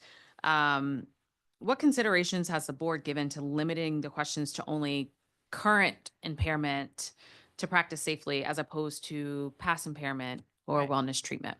Right, and this is a very important question, and we're very sensitive to this issue. I will say that 6 years ago, the board did look at this matter and worked closely with the physician health program and made sure that our questions were in compliance with ADA regulations and other things like that to look at current impairment. So, but we do take our duty to the district very serious, and we do need to know about any current impairments that could impair their ability to practice medicine. And if there is an impairment, is that licensee getting the help that they need? The fact that someone has an impairment is not in and of itself prevent them from getting a license. We would like to know, are they getting the correct treatments that they need? Do they need additional support? You know, what is the extent of the impairment, and how is that licensee receiving the help that they need so that they can remain healthy and continue to provide care within the district? Right. But I think in what they were saying, at least in some of the examples that they provided, is that, at least in their review, the current fitness of duty questions are not in current or present state. It is, have you ever been to a treatment, X, Y, or Z? Have we evaluated whether or not limiting the time frame? Yes. Okay. And I believe that has been done, or it's continuing to be looked at Okay. to really look at current impairment, because I hear what you're saying, and we are sensitive to that. We don't want people to not get treatment if needed for Right. fear that that's going to impact their license. And we don't want to be judging things that are already diagnosed and taken care of it in the past, and that person's doing well with it. So it is something that we continue to discuss, and we do continue to work closely with the physician health program so that anyone who is experiencing current impairment does get a full evaluation, and that we make sure that they're getting the help and the treatment that is needed for them to remain licensed and practicing. We saw a significant increase in the number of physicians applying to practice in the district through the endorsement process. 58 in FY 2025 thus far, in comparison to only 15 in all of FY 24. Why do we believe that more physicians are interested in the endorsement process now? The endorsement process being the process, is it the eminence process here? I mean, endorsement versus going through the full. Oh, with the IMO.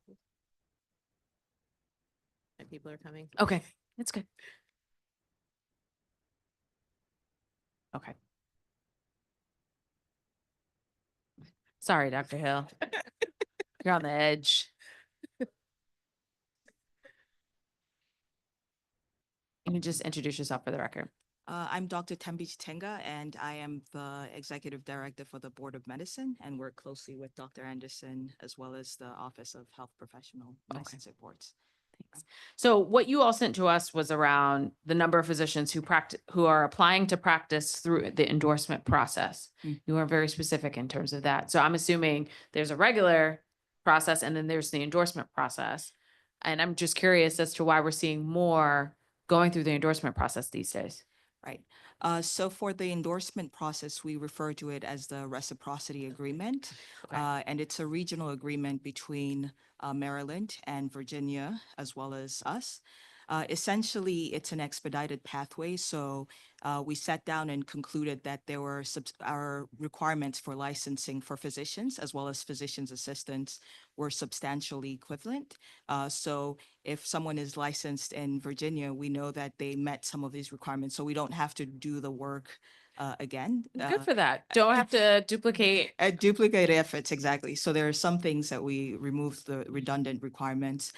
So it's very popular because one of the expedited nature. I think Yeah. as of 2024, it took us 17 days to license someone who's applied through the reciprocity pathway.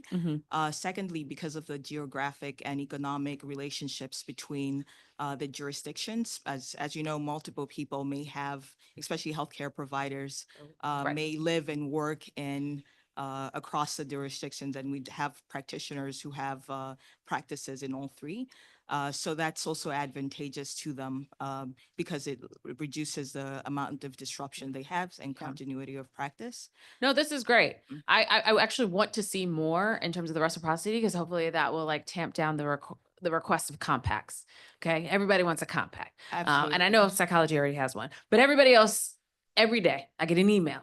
We'd like a compact. We want a compact, and I think though for our jurisdiction, these tailored reciprocity agreements, I think work a little bit better for us and also better for the physicians who, you know, are working across what I refer to as our tri-state area, or work and live across our tri-state area. And so, hopefully we'll see more folks who are choosing the endorsement process because overall that's increasing our numbers, correct, in terms of physicians who can practice here. I can add, I am familiar with it by a different term, reciprocity. Okay. So I am very familiar with it, and it is becoming very popular. I think since we recently instituted it, the word is still getting out there that, that this is an option, but we are optimistic that more will take advantage of this pathway. Okay. Right. Thank you. Well, while you're here, I don't want to make folks go back and forth. Apologies to the other boards. I have questions for you also. Stay with me. 9 states have approved new laws to make it easier for doctors who are trained in other countries to get medical licenses, usually exempting the residency requirement if they already have residency in their home country. Generally they're required to practice under supervision for the first few years, et cetera. Has the board discussed this policy option for DC? We have a vibrant immigrant community, and there are definitely times where, even when I get in an Uber and I'm having a conversation with my driver and it turns out, oh, you're a physician, whole physician in your home country, but you haven't been able to get your license here. What are the thoughts and conversations about that? I can answer. Yes, we have, even in our just most recent meeting, we discussed the new guidelines that have been put out by what is called the Advisory Council, which was made up of the Federation of State Medical Boards, the ACGME, and InThealth, which is the organization that certifies foreign trained physicians. These were put out as guidelines for states that are looking at these processes. They're not recommendations specifically, but there's guidance in case states are looking at it. We haven't currently looked at it here in the district because these regulations are often for states that are looking to increase the number of licensees in their jurisdiction or having problems with access, these kind of things. And it's not to say that we don't have those concerns here, but currently we're not looking at implementing these processes. You can understand that while it is true, someone may have trained in their country, but we do have to look at things like time out of practice, the quality of the training. Are they compliant with standards that U.S. trained physicians might have in terms of licensing examinations and other kinds of quality measures that that we put in place to make sure that we're ensuring the safety of the public. So I think it's something that we haven't looked at to date, but we are aware of the national guidance on this, or kind of guardrails on this, and we did discuss it at our most recent meeting. Okay. And she can add. Yes. Oh, I would also love to add additional information to what she said. So we have existing pathway for foreign trained physicians. At present, we have the regulations, and we routinely issue training licenses as well as full license to foreign trained medical professionals, right? The thought is we want the best of the best. So we have an eminence pathway where highly skilled individuals are able to come to the district, and with the attestation of their home institution, as well as sponsorship from local district institutions, educational facilities, and as well as the NIH or other research, major research institutions, we're able to give them a license through that pathway. The board also has waivers in place. So if there are instances where they feel that their previous training has some equivalence to our training, right? Because we do require at least 3 years of ACGME accredited training. When there are instances where those individuals meet those criteria in their home country, there are processes to kind of waive some of the other requirements. So we're looking at in the future, of course, as she mentioned, some of the other national topics of discussion, but currently there are places in place, mechanisms and Yep. process in place to allow for that. I think in our current one really emphasizes the supervision and having those that are approved through the eminence pathway, but associated with a medical school or a residency. Right. I'm program, sort of someone thinking supervising. specialties, right? Children's National, for instance, if you have one doctor from London who does this one particular Right, thing. That's what it's for. Okay. All right. And the hospital sponsors them and applies for their eminence pathway. So they're fully integrated into the processes of that local institution. Okay. In DC Health's pre-hearing responses, the agency stated that the Board of Medicine's draft regulations for doulas are currently under review by the advisory committee, will be published by September 2025. Is this still an accurate timeline? I believe so. Yes. To the we're best of still our working. knowledge. To the best of our knowledge. Okay. Yes, we're working on that. Okay. So I'm gonna ask everyone some questions about changes that we made in the HORA, and then in terms of what we're doing there. So Board of Medicine is developing new regulations for the medical radiation technology licenses or positions. I think you mentioned that, Dr. Anderson, in your testimony. What do we, well, let me ask a different way. When do you feel like you'll have draft regulations ready? So we recently sent out a call of applications for advisory committee members. It's very important that we have the professions that will be represented in these licenses kind of participate in the process of developing the regulations as Okay. well as the applications. So we're still in the recruitment process, and once that is Okay, so from a process standpoint, we're going to bring together an advisory committee Yes. in the radiation field to help Yes. inform the creation. All right, Right, so that it's self-governed. It's not that's great. us Right. giving them their regular. So it's more of a collaborative process with the board and other professions. Okay, we're gonna check in a couple of months to determine like where you guys are in that process, because I don't want it to sort of elongate of, oh, we're still recruiting come November. No. This is something that's it's very active, and Okay. we by the end of this month we should have recruited or nominated people for those positions. Great. Okay, let's see. What else happened in the horror with the Board of Medicine? Oh, yes, we've added some people to your board. Actually, no, we're moving some people off your board. But we can add physician assistant, so you're correct. We added physician assistants, but we're moving acupuncture and neuropathic medicine to their own board of acupuncture, chiropractic, and neuropractic physicians in the summer of That's this year. correct. Okay. There was not a board position for the acupuncturists and the naturopathic physicians. However, the Board of Medicine did regulate those professions. Yes. So now you're correct in that there is a separate board being created that I believe will have representation of those licensure types actually as board members. Okay. All right. Those are the only horror questions I have for Board of Medicine. I'm going to ask Dr. Hill to come back because I have some questions about pharmacy.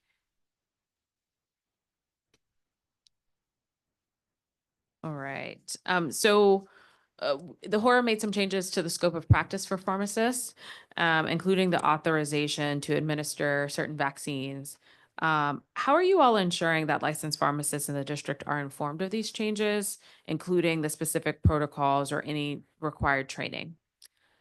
So any pharmacist that is able to provide immunizations in their practice setting, they have to have an additional licensure requirement. They have to have the vaccination immunization licensure added on to their regular license. And we have published it in our communications of the changes with the HORA about the ability to provide all the ACIP recommended vaccines. Okay. How long does it take to get this additional endorsement to your license? Is it considered an endorsement, or what is it? Or I mean, it's just part of the licensure. So whenever pharmacists renew their license, they check off if they want the vaccination authority. So they renew it at the same time. It's okay, not, but this is new, and let's say, for instance, my birthday is in December, so I'm not going to be able to renew my license until December. Does that mean that I'm not able to provide this particular service to residents for the next few months? they can apply to add that if they don't already have that to their license. And I'm going to ask Dr. Ortiz to. Okay, this is great. Phone a friend.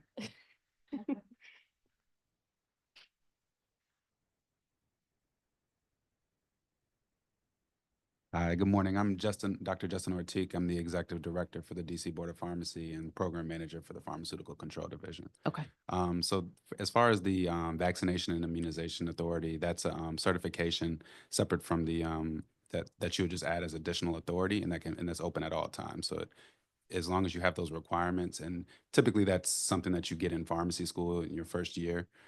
So you'll have that training done, and you just need to have a CPR certification that's current in order to get that additional authority. Okay. So if I again, hi, Christina, pharmacist, my birthday's in December, but I want to get this added on now, about how long would it take? If you have all the requirements, we can have it in 48 hours. Oh. So. Okay, great. All right. Google is still providing outdated information about this. Their AI tools are not that great, but if you were to Google and say like, oh, can a pharmacist give a vaccine in the district? It says pharmacists can give vaccines everywhere in the country except for the District of Columbia. And so we should talk to our friends over at Google about updating. Yes, I can look into that. Yeah. I mean, it might not be in your position description. It's like other duties as assigned, but I'm just sort of saying it out loud for the rest of the DC Health folks, is that if somebody's Googling and wanting to say like, can I go to a pharmacy to get a vaccine? They know that they can go to CVS or to Walgreens because they have clinics associated, but we want them to also know that they might be able to go to an independent pharmacist who also might be able to do this thing. But if they're taking Google's word for it, they might not know. So Understood. I just want to make sure we have updated info. Okay. All right, Dr. Hill. Sorry, you might come back. So just, stick around. So regarding the December 5th, 2024 meeting, what specific areas within the HORA changes did the Legislative and Regulatory Subcommittee identify for potential legislative action as it pertains to pharmacists and techs? It was approving the hormonal contraceptives, that printed material that was required. Okay. And then you all are developing a pharmacy technician task force. What's the purpose for this or scope? The purpose of the task force is just to have more oversight on the pharmacy technician training programs and to provide consistency among them. Okay. My weeks are running together. So let's just say it might have been last week. I think it was. We're talking to the Department of Employment Services. They have a partnership with Howard School of Pharmacy to do a pharmacy tech training program that they're looking at whether or not to expand. Well, they just recently had a graduating class of 20, which I think is really great. And so we're thinking about some of these jobs that don't require 4 years of college, 4 years of residency, 4 years of all the various specialty endorsements that all of your professions have, where we can get folks into the pipeline of the workforce. And pharmacy tech was one, dental assistant is another, and we're trying to sort of grow these out as best we can. So I'll be interested to hear what more you guys have to say from the pharmacy tech task force, because this is definitely an area where we think can be we think it could work, especially since we're doing it in partnership with a university. Okay, let's see who else has HORA changes. Psychology. Yes. Okay. So I think the last time we talked, the board was waiting for the implementation of the HORA to update its regulation. So where are you all in updating your things? The regulations. Yes. Well, the board works with the administrative staff, and in our particular case, our staff are responsible for a number of boards. It's my understanding that we're slated to try to address that this year. Okay. That's my hope. All right. The board recently gained oversight of behavioral analyst following the passage of the HORA. However, when we looked at the minutes, because we look at minutes, there was a conversation about whether or not behavioral analysts should actually even be under you all's authority, or if they should fall under the Board of Professional Counseling. Can you say a little bit more? Sure. In full transparency, the national trend or the standard is for that profession to be under psychology. I'm not sure who initially suggested counseling.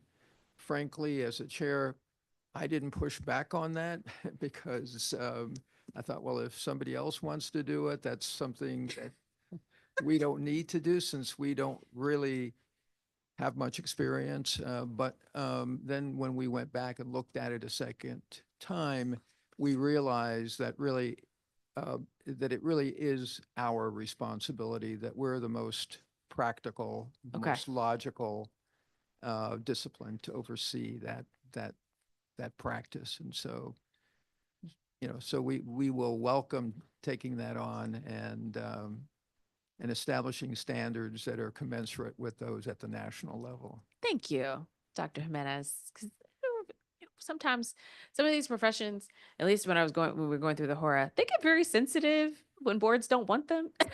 And so we always try to find the best Yeah. home for folks that makes sense in terms of scope of practice.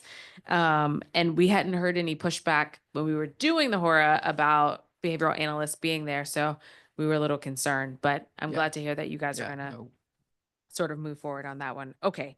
And last HORA related questions for dentistry. So the level 3 dental assistant was created. We looked at the census though, and so we still don't have any applications for level 3 dentists. But I think you might have mentioned in your testimony that, is it lack of training programs, or is it just because it's new at the moment? Yeah, it's new.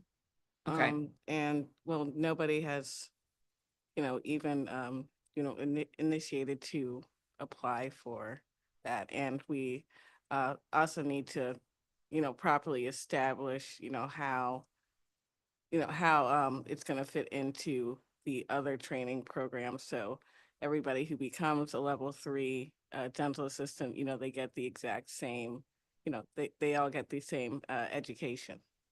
Okay. So nothing's missed. All right. So what is, do you all have a timeline in terms of updating the regulations to add level 3? We're trying to work on it this year, this Okay. fiscal year. All right. Now, in terms of the questions around, we have an update from the back. Okay.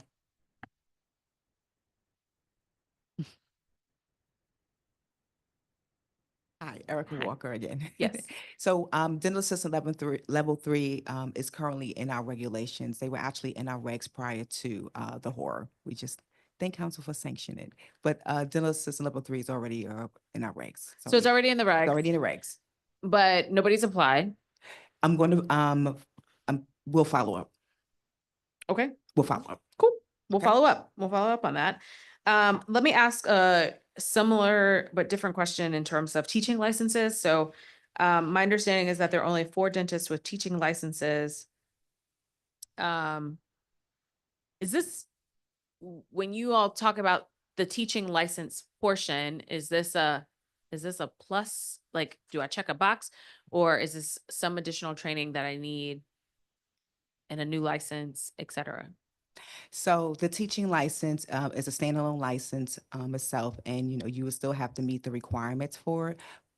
Please note, for teaching license, in order to teach in the District of Columbia, if you're a licensed dentist or a dental hygienist, you can teach with your dental license or dental hygienist license. This is particularly the license for a teaching license or individuals who does not meet our requirements as far as have graduated from a ADA school in the United States territory or Canada. Got it. Okay. Yep. Cause I was like, we have a whole school of dentistry. What do you mean? We only have 4 people. Yeah, That just didn't sit. Okay. Thank you for that clarification. you're welcome. All right. Okay. Let me go back. I do have some more pharmacy related questions, Dr. Hill. Sorry. Maybe somebody else will move next time. I wanted to ask sort of some follow-ups from the public witness testimony that we heard. You know, the other professions have been very vocal in terms of the Medicaid reimbursement levels not working for them. I think Dr. Jimenez, the first time you were here, we had a conversation around like, how do I get more, psychologists to take Medicaid? And you were like, the reimbursements are just not hitting for, the providers in the area. And obviously we've talked about healthcare finance taking it on for dentists. Now I'm starting to hear more and more from pharmacists around this being a particular issue.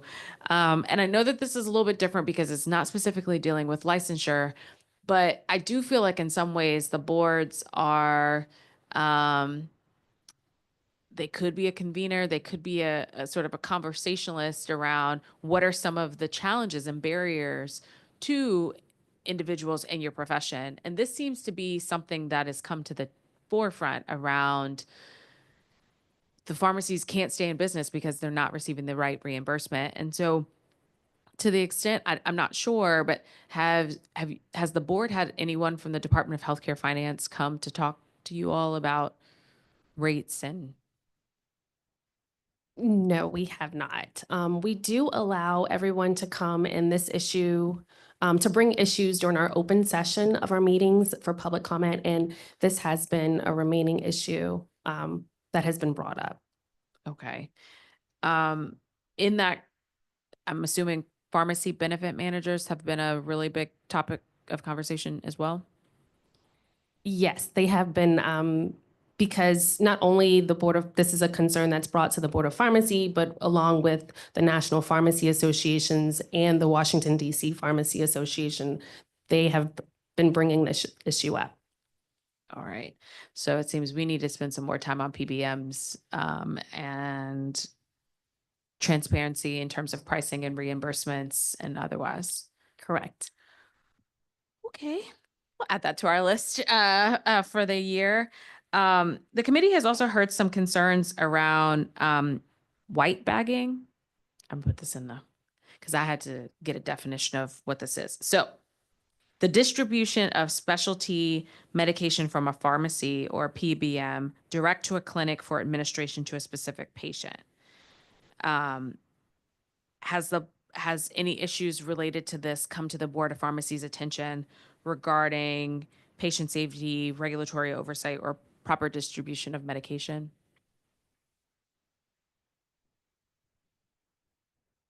I'm going to ask Dr. Ortiz to come up. Okay. For folks' information, brown bagging, because I had to ask about that, is the practice where patients purchase drugs from a pharmacy to be administered by a healthcare provider. So you went somewhere, you got it, and you brought it back, which is also interesting as well. But Dr. Sure. So with white bagging, particularly, we haven't got a lot of complaints with that. Okay. I think it's like a definitely a national issue, and we've heard things about that. But in the district specifically, we haven't really got too many complaints on that. Okay. What about brown bagging?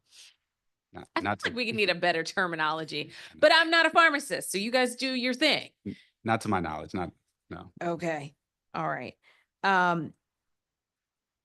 Overall, and I guess this is a question for all of the professions, but do you have a process on your board that if you feel like there's a particular regulatory concern or challenge that needs a legislative fix, that it can find its way to us?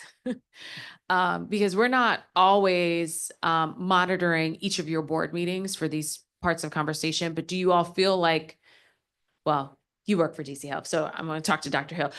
Do you feel like if this issue were to arise where you're like, okay, this is a challenge across the industry, our regs can't fix it, we do need a legislative fix, that the board has a process to be able to initiate that conversation either with DC Health or coming to the council?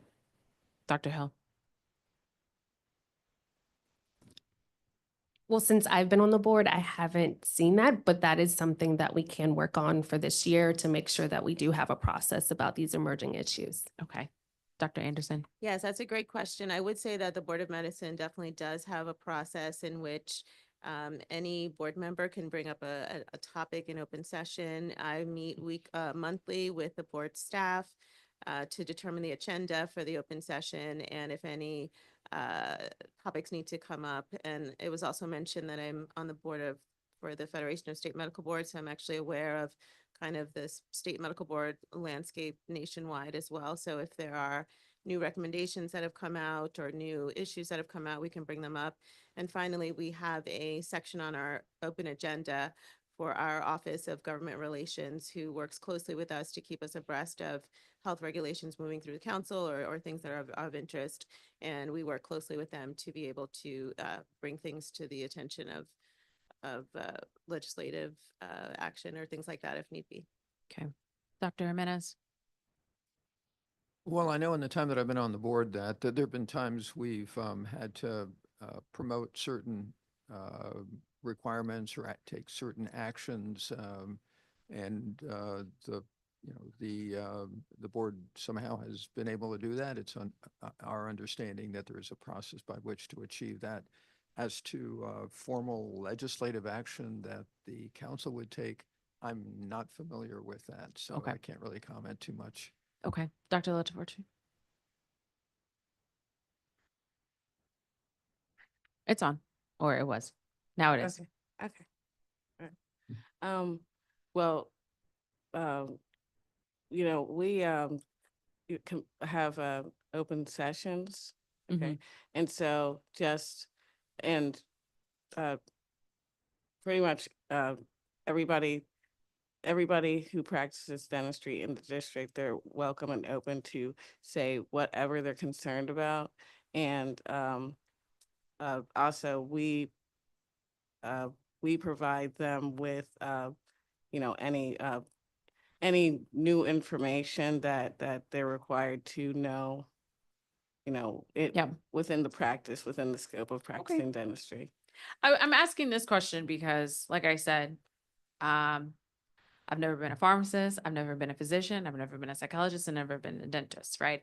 Seen all your people out in community and using their services, but if there is something that is very pressing, we'd like to be more proactive in sort of addressing it if it's truly impacting a broad swath of the industry, such that we're having difficulty recruiting or retaining your workforce in some of these areas. So for instance, Dr. Hill, on the pharmacy side of things, it is very distressing to me, the idea that we're losing all of these independent pharmacists.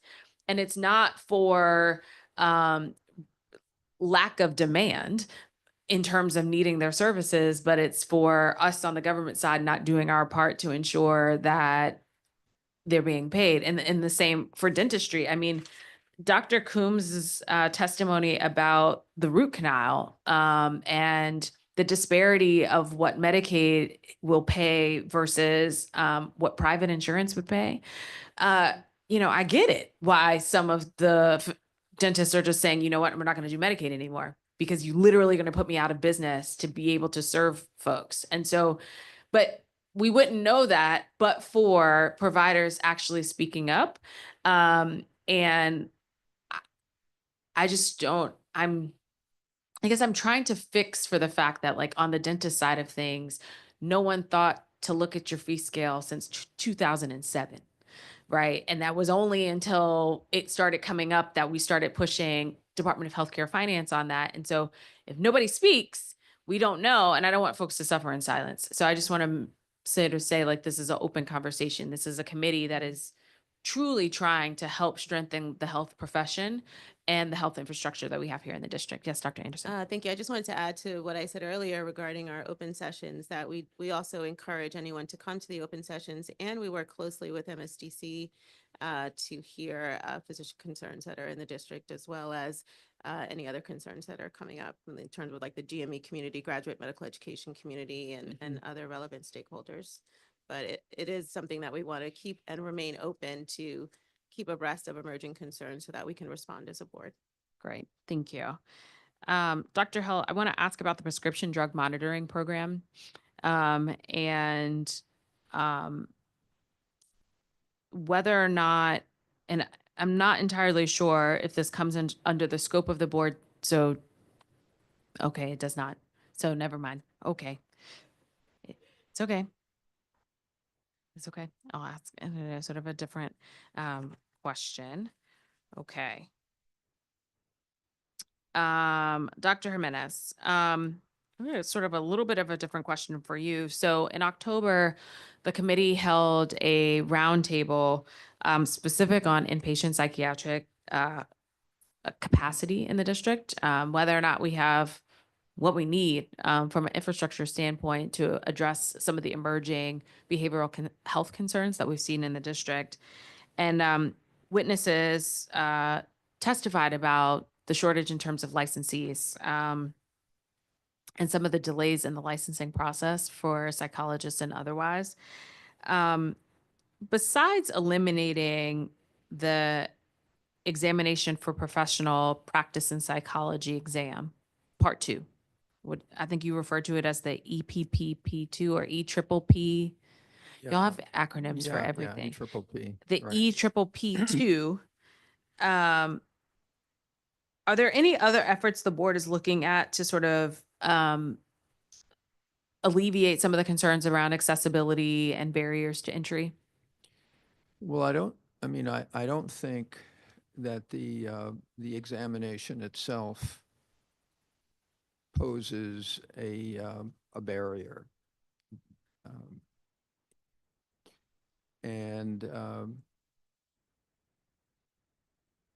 So if I rule that out, Mm-hmm. well, I know that there were applicants who nationwide complained about that second exam. That issue has been addressed because the organization that puts that together has sort of stepped back and decided to integrate both of those, the 1 and the 2. Oh, okay. So we didn't just say, oh, we're not going to do part 2 anymore, but now it's like one exam together? No, that's the one exam is being put together now. So Oh, they are revising. yeah. So exam. in the interim, we said, look, while you're revising that, then we're going to step back and just require the initial exam. Got it. Which is referred to often as the part 1. Okay. Right. Did the national org give a timeline in terms of? They're working on that now. They have committees developing. They have a committee. The ASPPB, the Association for State and Provincial Psychology Boards, has a committee that's taking these 2 exams and somehow integrating them. So you have like 200 questions in one and 200 questions in the other. And so I don't want to get into the weeds, but they're going to try to come up with maybe 160. Once that is established, then we will just have the one exam that we'll have everyone take. But as far as the processing time for applications, the increased amount of time,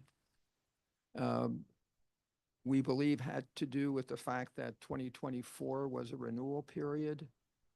When you factor that out, the processing time for applications is not unreasonable. Again, to be honest, when I got my license a long time ago, licenses were like in a box and people were pulling them out and trying to process them. So we've, I think, to the city's credit, have made tremendous progress in being able to process these applications more quickly. Okay. Now, I'm not sure if there's a follow-up to that. No, it was curious. There have been other professions who've had these questions about these national examinations. Social work, for instance, that I know really off the top of my head. And Yeah, we've had to, and unlike psychology, the national social work folks have been very resistant to changing their examination. So this is a little bit different. So I was just sort of asking. yeah, no, we you know, to us, it would be comparable to suggesting that our colleagues in medicine shouldn't require their physicians to take, right? It would be comparable to that, Yeah. right? To those persons who push back against the exam. Mhm. The exams are fair. The committees that put those together take into consideration every demographic. They're people representing all cultures, races, genders, putting those questions together. So Okay. it's a fair exam. Okay. So we're Thank you. I want to ask a different question in terms of shortage. St. Elizabeth's Hospital in the district, which, as you know, is our mental health facility, has had some serious issues in terms of their recruitment for psychologists, which is kind of important given the nature of the work that they do. Has the Department of Behavioral Health reached out to the board for help and assistance with connecting to licensed psychologists who might be eligible to yeah. work at St. Elizabeth's? No, not that I'm aware of. Okay, Right. So I don't know if they've reached out to our administrative staff. I'll look at the but, back. Nothing from DBH. Yeah. Okay. I think that would be a good idea. I think so too. I mean, I feel like you all know everyone who is licensed in the district, and to be able to share with them job posting announcements to say like, hey, this is a specific need. Because in some cases they're associated with particular legal cases and otherwise where the psychologist portion is required by law in order for us to do some of that. Okay. I want to thank you all so much for your time. I'm looking at the time and then it's performance oversight hearing season. So somebody else has this room after us. So that means I can't go forever.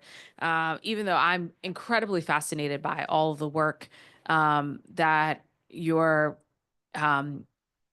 communities do. And truly helping folks out. And so now I'll give my PSA.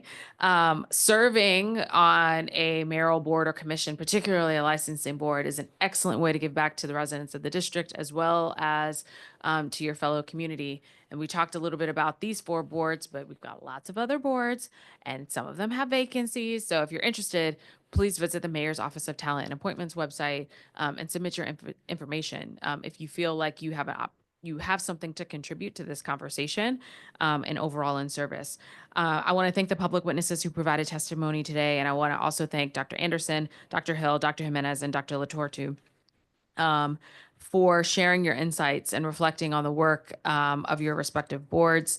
Again, I think your contributions are invaluable to this discussion and on some of these issues, like Dr. Hill will reach out more to talk about the prescription drug piece of things, because I am hearing some rumblings of what's happening sort of on the national level, and I don't want the District of Columbia to be left behind in some of that. For those who've not submitted written testimony, and didn't have an opportunity to attend today's hearing will accept public witness testimony until March 19th at 5 p.m. You can submit your written testimony on the council's hearing management system website at dccouncil.gov/hearings.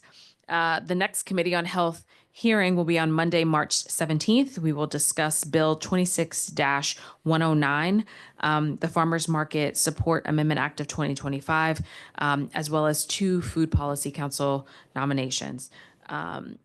The time is 11:51 a.m. and this hearing is adjourned. Thank you all.